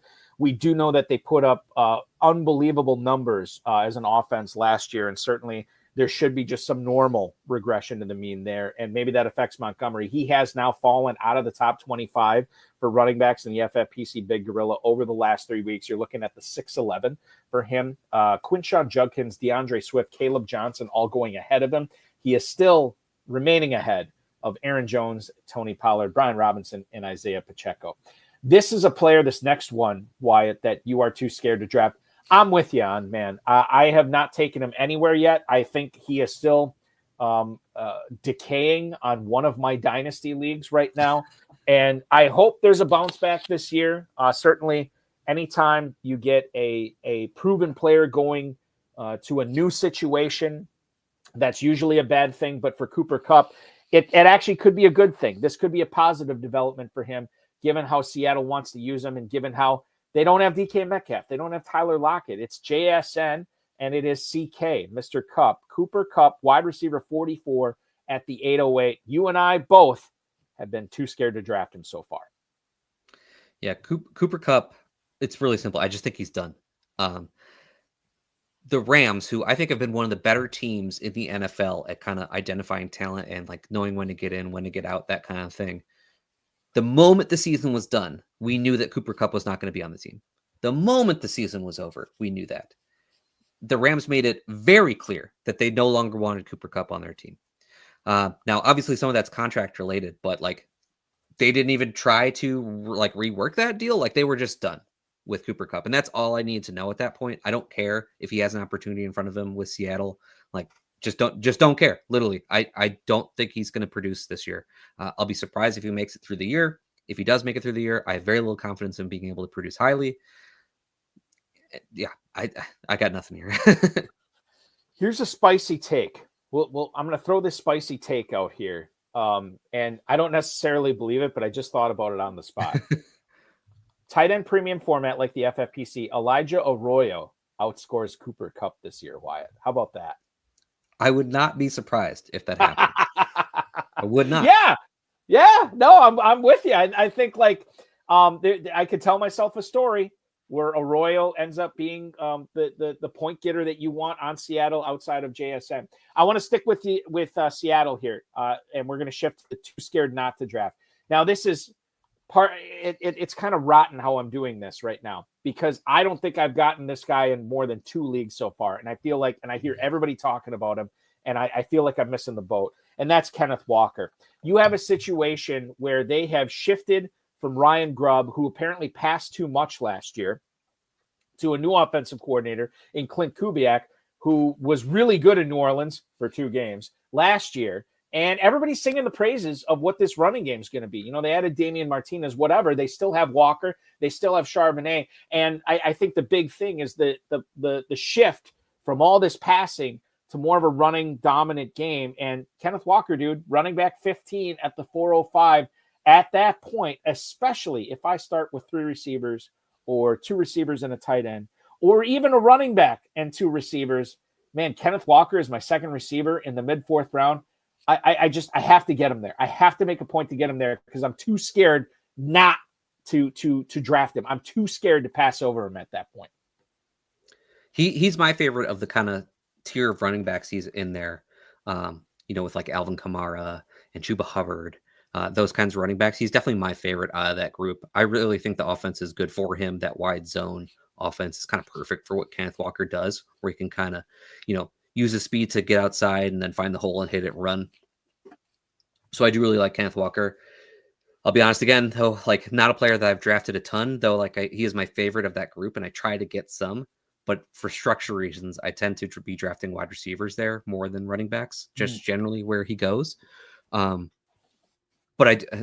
that's one where like I try to keep him on my mind as I'm going through a bunch of drafts because I want to make sure I have some. And if I stick to my just normal, process of drafting teams and my normal kind of structures, I will miss out on a player like him. So I'm trying to get more. Adam Hahn makes a great point, and I think this is sharp analysis that the Seahawks are just simply in a holding pattern right now with Sam Darnold until Jalen Milroe is ready to go. And hopefully he hits, because if he hits, that's going to be a quarterback I want in a lot of dynasty leagues. It's going to be a quarterback I want in a lot of redraft leagues. Again, if he hits and you pair him with Kenneth Walker and Zach Charbonnet, and then Smith and Jigba could be a target hog, that'd be fantastic in that NFC West for sure. Dan Williamson was our guest co-host last week on Insider Access, and he lives in Minnesota. He is a Vikings fan, and he has been telling me, again, a colleague of yours at Player Profiler, he has been telling me for months that he has been getting J.J. McCarthy as a low-end number 2 quarterback, but most often as a number 3 quarterback in his best ball leagues in the FFPC. And you can't do that anymore. I mean, he is being drafted. Oh, I'll look it up right now. But he is no longer a quarterback 3. He's being drafted as quarterback 17 in the 14th round. He has moved ahead of guys like C.J. Stroud, Trevor Lawrence, and Jordan Love right now. McCarthy's going above all those guys. That price to me, knowing how good the offensive line is and how much better it was in 2024, how much better it is this year, Wyatt, and the fact that you have Jefferson, Addison, Hockenson, you have 2 capable running backs. They are full-on supporting J.J. McCarthy the way that Caleb Williams probably should have been supported by Chicago last year. They are doing everything they can to make him a success. I am too scared not to draft J.J. McCarthy this year. And quite frankly, maybe I'm not that scared because I haven't been getting him in enough spots. But that's a player I really want to focus on getting as a backup quarterback, both in best ball and in managed leagues this year. Yeah, I love it. We want all of our quarterbacks to play for Kevin O'Connell and the Vikings. Like, it is the quarterback sanctuary. J.J. McCarthy could be bad and be good for fantasy just because of the environment. Like, we literally have seen it. Nick Mullins, who name a quarterback who's played for the Vikings, and they've all been good. Even Jaron Allen had a moment in the sun there for the Vikings just because of Kevin O'Connell. So yeah, I'm just weighing. It's the perfect situation. I think J.J. McCarthy was a good prospect. I think the offseason chatter about them possibly bringing a veteran quarterback to compete with him was never really a thing. That was all a farce. Everything the Vikings ever said has been that the J.J. McCarthy was their guy. We're moving forward with J.J. So if I was to ask you, you're too scared not to draft guys, number 1 on your list is Brock Bowers. Now, yes. I'm with you on this. I have not been in a position because in the KFFSC where I draft most of my teams, it's non-tight end premium, and I've been drafting a lot of times in the top 3, and I haven't taken Bowers there. But if I get to the mid-first and the late-first, yeah, I'm all over him. I'll let you talk about Bowers here, but the other thing I'm considering here, especially for FFPC leagues where both Bowers and McBride are going in the same round, is there anything to say about McBride, given that dude did not catch a touchdown until week 17 or week 16 or whatever it was, that he actually is the more valuable tight end over Bowers this year? I know you love Bowers. I'll let you talk about him, but then compare and contrast him to Trey McBride as well. Yeah. So Brock Bowers, I literally don't care what the price is. I'm probably going to be drafting him. You could take him first overall in the FFPC, and I think I'd be fine with it. It's because of the tight end premium. He's literally set the rookie record for receptions regardless of position. He's one of the best tight end prospects we ever saw coming into the NFL, and he proved it immediately on the NFL football field. And literally the only things got better around him. He got a better quarterback, a better coaching system. The competition is not more difficult, not even that there is competition for Brock Bowers, because he is one of these players where I kind of mentioned earlier in the show, he is at the level where whatever happens around him, I don't care. He's getting hits. And I can feel very comfortable that that's going to happen. The ceiling is literally the best tight end we've ever seen in NFL history. That's not a crazy thing to say now after watching him as a rookie. I mean, this could be the same like the Travis Kelce years, we were so excited to be drafting very early in our drafts. Like Brock Bowers almost duplicated those seasons last year as a rookie, and now his second year in the NFL. Like I think it's just the moon is the literal ceiling for Brock Bowers. I want to make sure I am overexposed to him everywhere as much as I possibly can. I like it. This is one of those where like I feel like I'm the one who's taking crazy pills about how excited I am about Brock Bowers, that like he isn't being drafted higher everywhere after what we just saw. Like I don't understand what the concern is for him. All right, and so then Adam Hunt. You said McBride. Let me get to McBride. Yeah, please. McBride. A lot of what I just said about Bowers can be said about McBride. The difference for him is it took him a little bit longer to get to this point. So there's this little bit of like, I think Bowers is the actual better player than McBride, especially over time. Like if they keep growing, Bowers is already, surpassing him. And I think that McBride actually possibly has another player on the side of him where I could worry about McBride's target share, whereas Bowers does not have that next to him. Also, I think that Geno Smith is a better quarterback for our pass catchers than Kyler Murray is for his. That's a good point, too. I said all season I needed the Raiders to get a quarterback that was good enough to get the ball to Bowers, but not good enough to get it to anybody else. You know what I mean? Yeah. Like, I always bring this up, too, like the whole Jake Delhomme factor. When Jake Delhomme was a quarterback of the Panthers and he had Steve the Icon Smith to throw to, Delhomme was great at getting the ball to Steve Smith. And that's why Smith put up, I shouldn't say that's why. That was a huge reason why Smith put up all those numbers. But another reason why is Delhomme wasn't good enough to get to his second read or his third read. So it was Steve Smith. That's what I want for Brock Bowers. Kind of what we saw with Brock Bowers last year. Adam Hahn posted this on YouTube. Matt, our producer, Matt Deutsch, can throw that back up on the screen. But you think about Pete Carroll and how his successful Seattle teams always had a dominant running game. And you think about how Las Vegas invested a top 10 overall pick into Ashton Genty. Any concern there that the Raiders could be running more this year than last year, or does a rising tide raise all ships? It's a little bit of a few different factors. I do think they probably want to be a balanced team overall. But Chip Kelly, as long as he's his time in the NFL, he's been running a very fast-paced offense. So even if they're balanced, we could see a higher number of pass attempts because of that. And because they're a division, I think they're going to be in a lot of games where they have to pass to try and make sure they stay in those games and be able to score.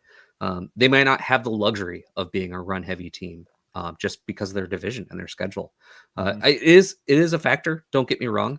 But when you've got Brock Bowers, who's probably going to be earning close to a 30% target share, if they throw 530 times, like we're still okay there. So, yeah, not too much of a concern for me. You and I definitely agree on this too scared not to draft guy, your second guy on this list. And it's a player that I have been breaking ties in favor of, Travion Henderson, for the last couple of months, even quite frankly, before he was picked in the NFL draft. We know he's going to New England. Listen, say what you will with Ramondre Stevenson. I know they upped him, they extended him. But this dude was losing snaps to Antonio Gibson, of all people, last year. So for anybody saying, like, don't forget about Ramondre Stevenson, well, I won't forget about him, but I'm more focused on Travion Henderson, and I think the Patriots are more focused on what Travion Henderson can do for their team.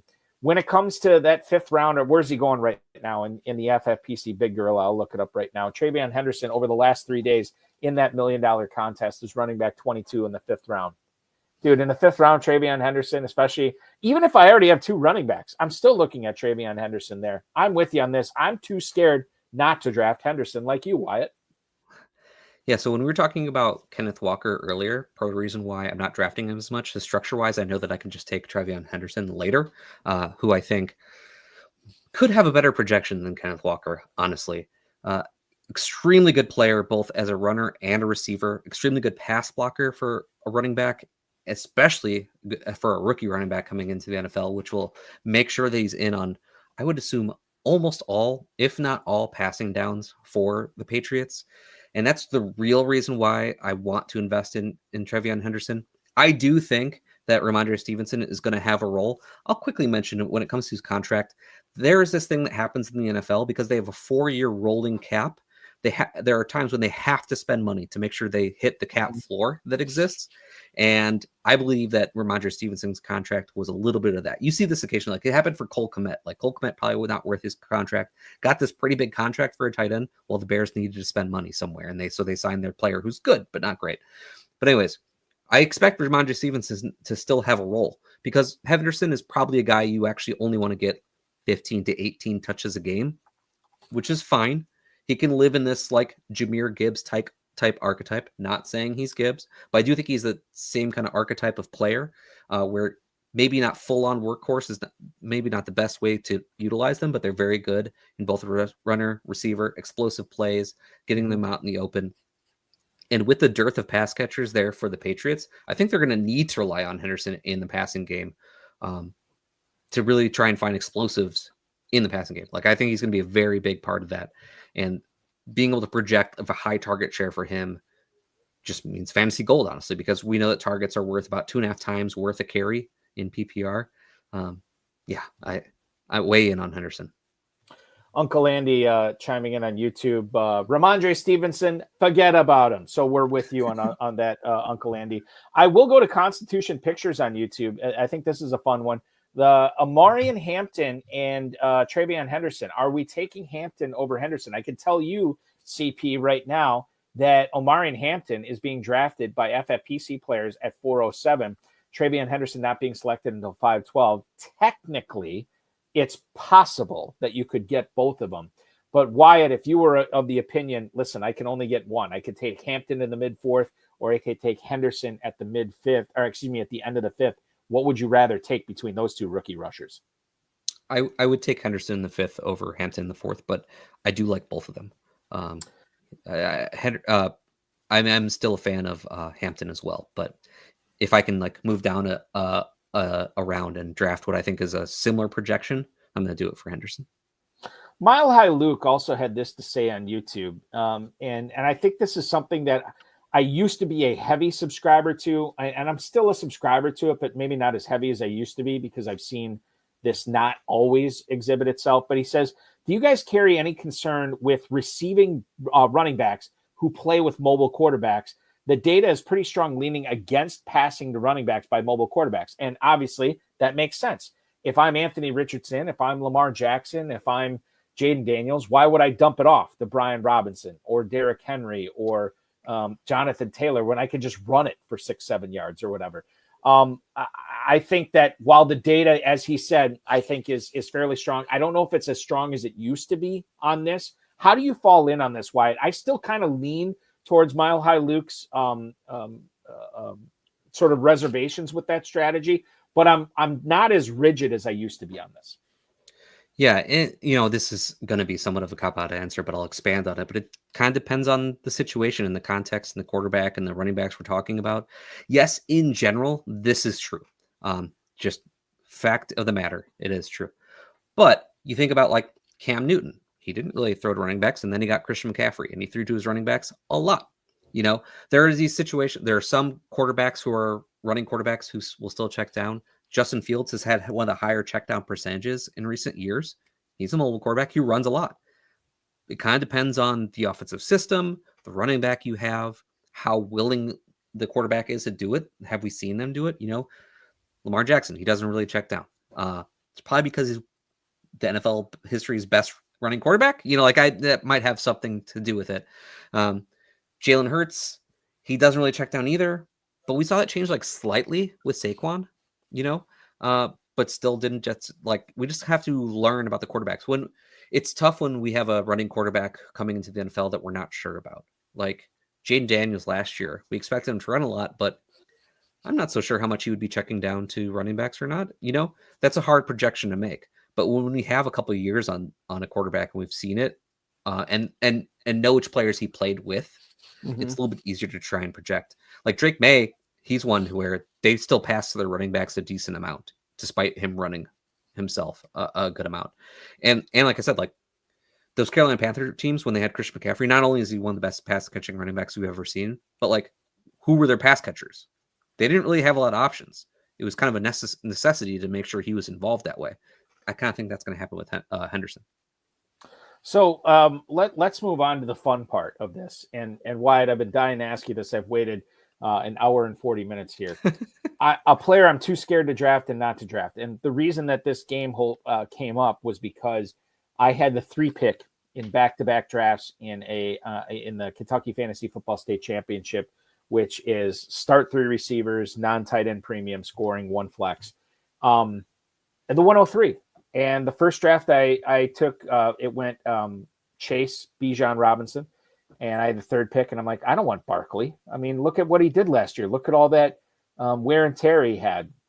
Look at the track record of players who are coming off seasons like that the following year. They sucked. They stunk. So I took Justin Jefferson. And then in my very next draft, had the 103 again, Chase and then Robinson. And I said, oh my God, Saquon Barkley, how can I afford not to draft him here? Look at what he did last year. 1 million yards, 1 million touchdowns. Like, I have to take him. And so I did. So it was weird because I brought this up and I can't remember who was co-hosting with me, but I said, I'm too scared to draft Saquon Barkley at the 103, so I didn't. But I'm too scared not to draft him at the 103, so I did. So that's how I'll lead this one off. Saquon Barkley. What should FFPC players be doing here with him if they're faced with that decision at the 103? Obviously, you could probably take Bowers. You made a pretty strong case for Bowers at the 103, but maybe at the 104 at that point. What do you do with Barkley in 2025?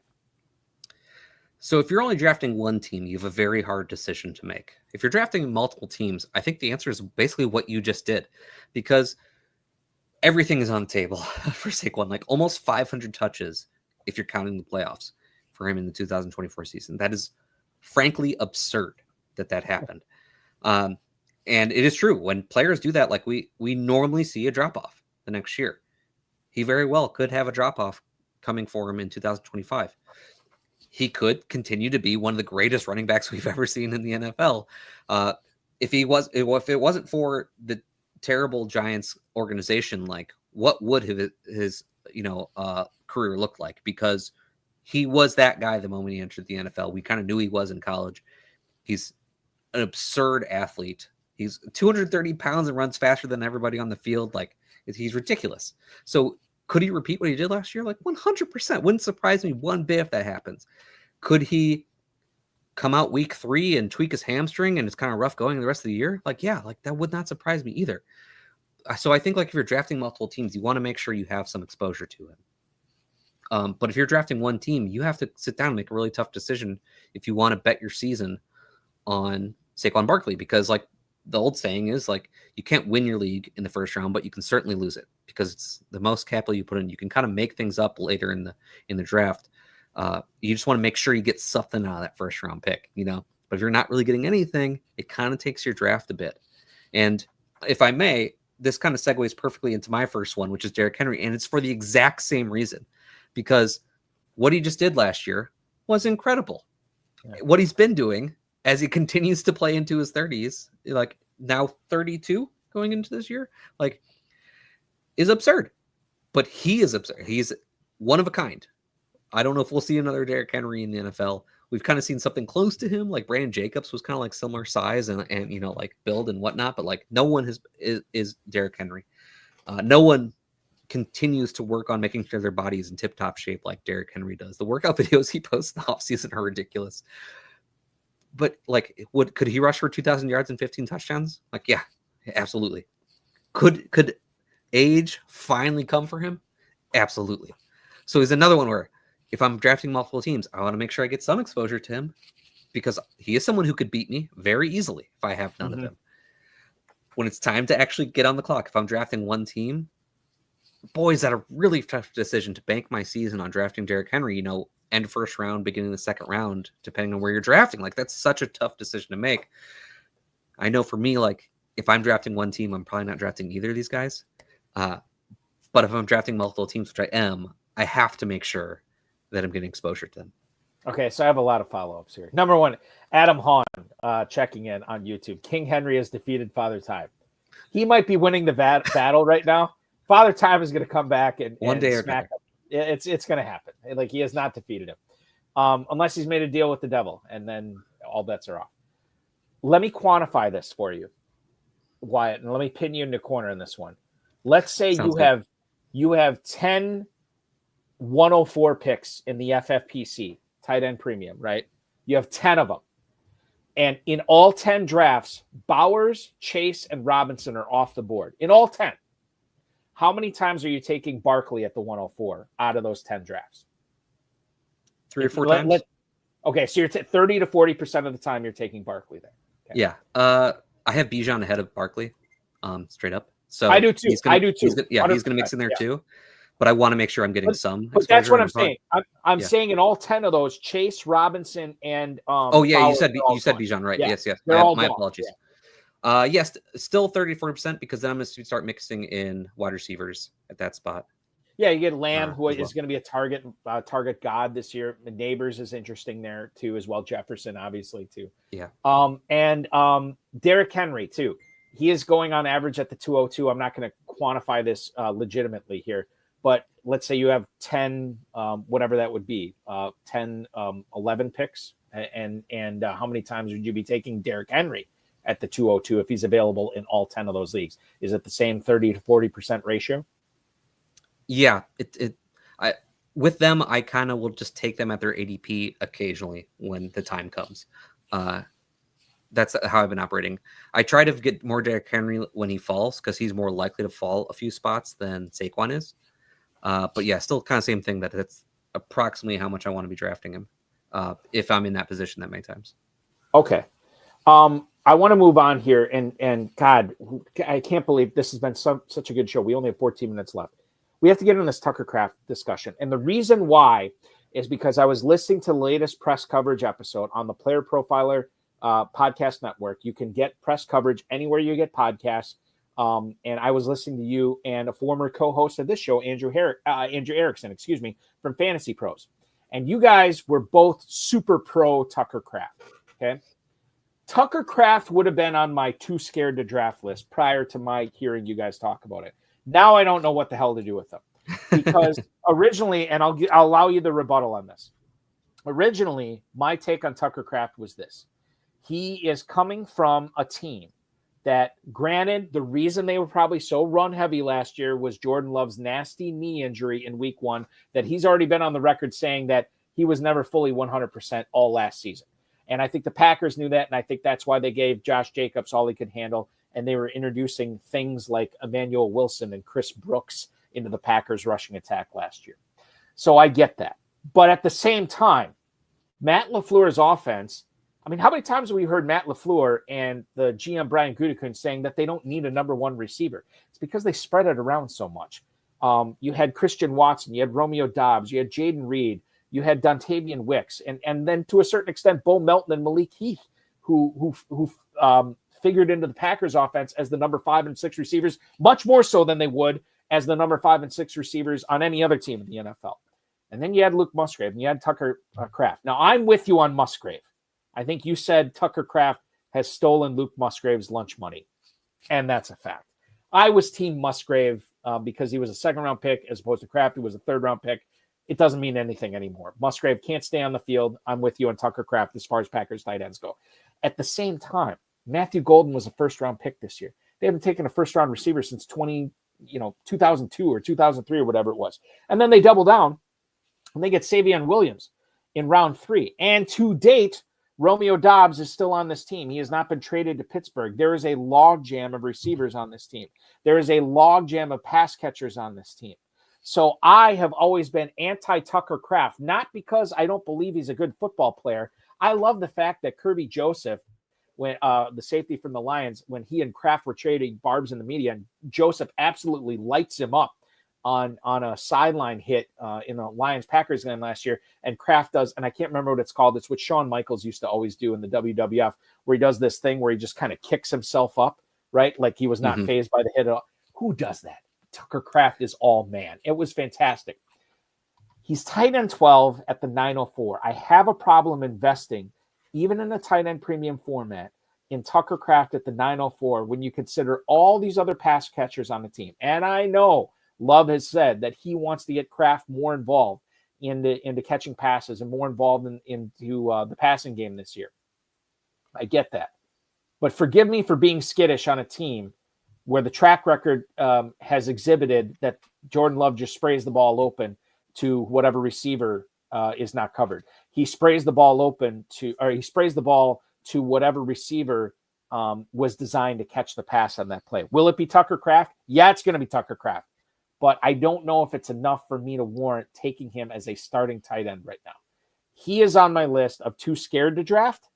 And now, because of you and Andrew Erickson, I'm too scared not to draft him. So the couple big things for me are, one, I think that he is much better at his position than the wide receivers are at their positions. I do think that, Matthew Golden going as a first round pick was a little bit of a surprise. Not like a terrible surprise, but a little bit. For what it's worth, I am anti-Golden as well. Keep going. Yeah.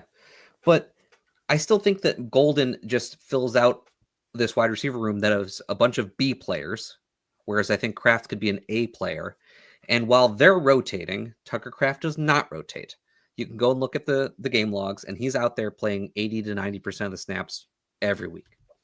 And when that's the case, he's the guy always on the field, dynamic after the catch. Like I said, very good at his position. He's also like a competent blocker, which allows him to play into all the different play action looks that can happen near the goal line.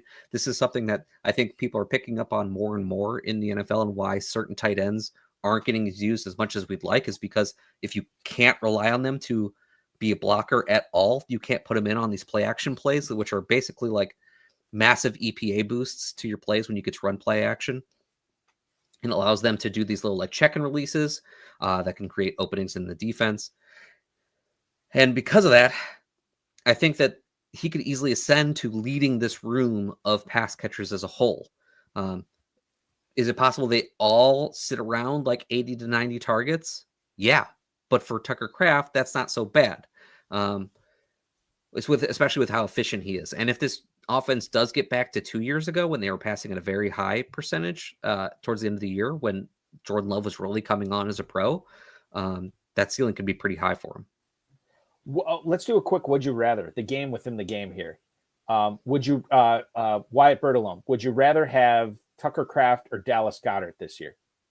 Tucker Kraft. Would you rather have Tucker Kraft or Jake Ferguson? Kraft. Would you rather have Tucker Kraft or Colston Loveland?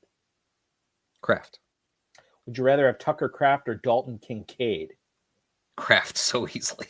Okay, hold on. Just would you rather have Tucker? We're getting into it now. Would you rather have Tucker Kraft or Tyler Warren?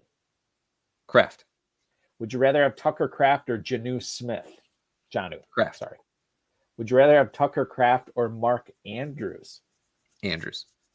Okay, so now we finally hit it. But you don't have to make the decision, dude, because Andrews is going at the 7:09 and Tucker Kraft's not going until the 9:04. So you could technically have both of them if you wanted. All right. You have, I wouldn't say you've toppled me in the Tucker Kraft thing, but you've severely dented me. You've made a very convincing argument in Kraft. We were talking about the Arizona passing game before when we were comparing Trey McBride and Brock Bowers. You said the one thing with Bowers is he is not going to be threatened with a lot of targets from another player on the team like Arizona is, or like Trey McBride is in Arizona. And I assume you mean with Marvin Harrison, the suddenly bulked up Marvin Harrison. We're making pro wrestling references. He looks unbelievable this year with how much weight he's put on. I believe he was misused last year, but I can't prove it. I believe Arizona is going to have a big bounce back on the offense, just by and large this year for everybody, but I can't prove it. I believe Marvin Harrison is going to take a sophomore natural step forward this year, but I can't prove it. And that is why I am with you on the too scared to draft, too scared not to draft. I have passed up Harrison in drafts as many times as I've drafted him, and it sounds like you've been doing the same thing. Yeah, it's just really tough to cope with who he was as a prospect and what happened during his rookie year and how it happened during his rookie year. I know our friend Andrew Cooper did a really good article on this with Marvin Harrison, where Marvin Harrison was doing his job actually pretty well, and Kyler Murray was just not really getting to him. Kyler Murray was doing a lot of fast passes and just never really getting to the types of routes that Marvin Harrison was running. And a lot of that is because of their offensive coordinator, who kind of just stuck him out on the outside, didn't really give him anything, any easy button stuff. Like everything was kind of intermediate or deep. Now, Harrison is not the best after the catch wide receiver, but when you look at what else is on this team, you'd think that the Cardinals would want to get to the ball to him a little bit more often on some more easier targets, a little bit shorter area of the field, and let him see if he can make something happen with those. I mean, you draft him that high for a reason, and it's because the high quality of wide receiver he is. I still think like that ceiling exists for him based on his draft capital and his prospect profile, but it's so hard to cope with the fact that all those situational factors still exist going into the second year. And we still have Trey McBride, who is a legitimate target earner at tight end. Could he ascend and, be this top 10 wide receiver? Absolutely. Like, I think that's actually a very good possibility because of how good I think he is as a player.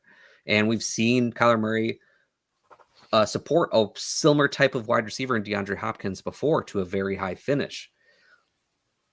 But because of that rookie year, the situational factors, it leaves me in this position where I have a hard time actually clicking him reliably in drafts, but I want to make sure I get some exposure to him.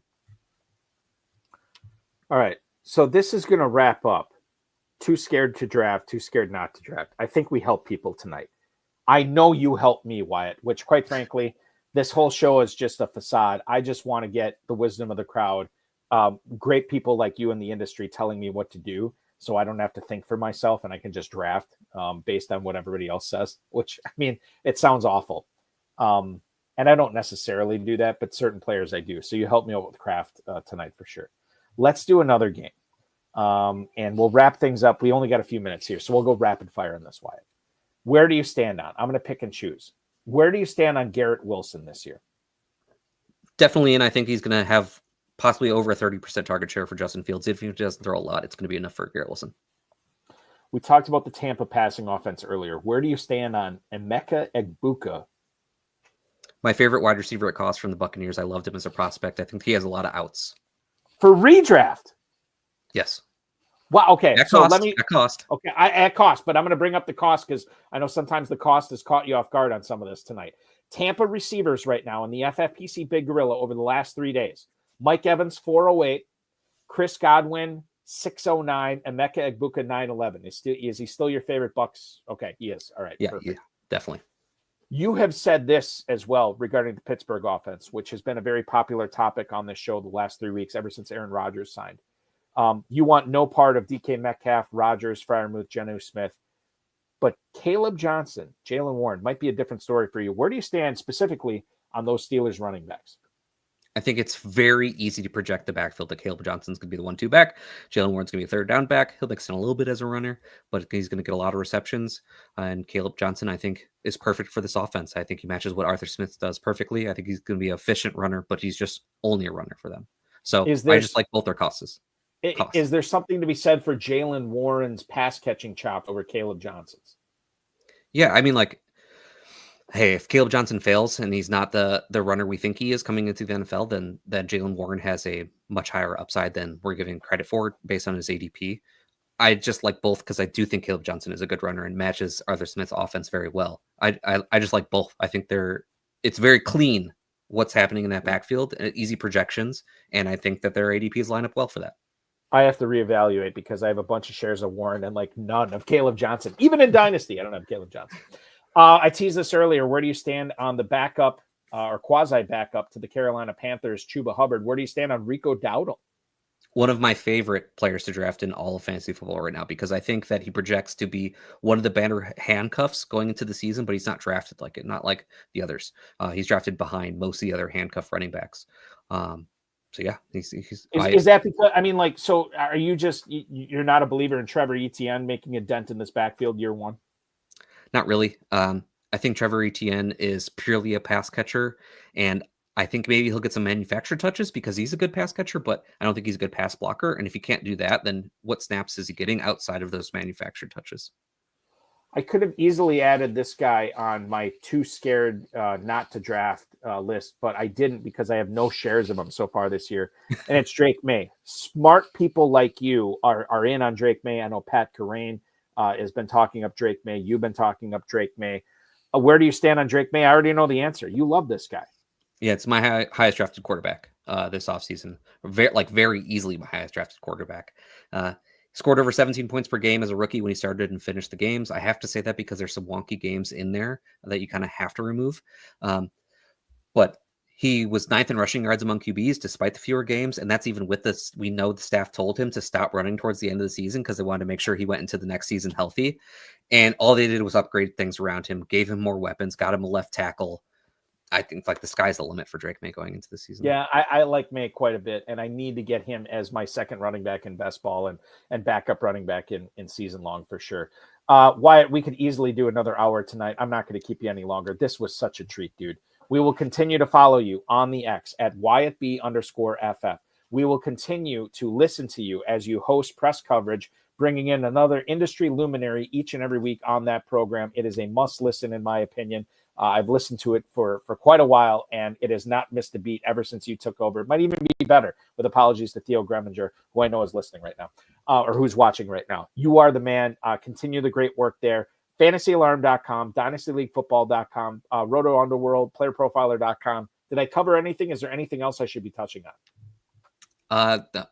I appreciate it very much. I had a great time. Really appreciate you having me on. The only thing I'd like to add is that we're in Scott Fishbowl season right now, which I think brings out the biggest part and the best part of our community. If you are able to donate to Fantasy Cares or your favorite charity, now's a great time to do it. If you are unable to, just sharing the information to other people to help put more eyes on these charities, I think is a great thing to do as well.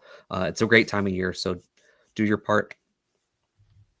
Do what you can, and obviously it's a great thing that Scott Fish has put on over the past decade and a half plus. It's been great. I look forward to not winning the Scott Fish Bowl again this year, which I am undefeated at over the last 10 plus years, however long I've been in it. Never won it before. Probably going to continue that streak again this year. MyFFPC.com is your home for the FFPC Mini Event, the Big Gorilla Tournament, the FFPC Best Ball Tournament, the FFPC Superflex Best Ball Tournament, of course, Dynasty Startups. For our producer, Matt Deutsch. For Wyatt Bertolone, I am Eric Balkman. We'll be back at 7 o'clock p.m. next Thursday Eastern Time right here on Insider Access on the Fantasy, or courtesy of the FFPC on the Better Sports Network. Be safe for the 4th of July. Nobody pull a JPP. We're all a little bit older now. Let's act responsibly this weekend, but still, have a great time. Talk to you next week.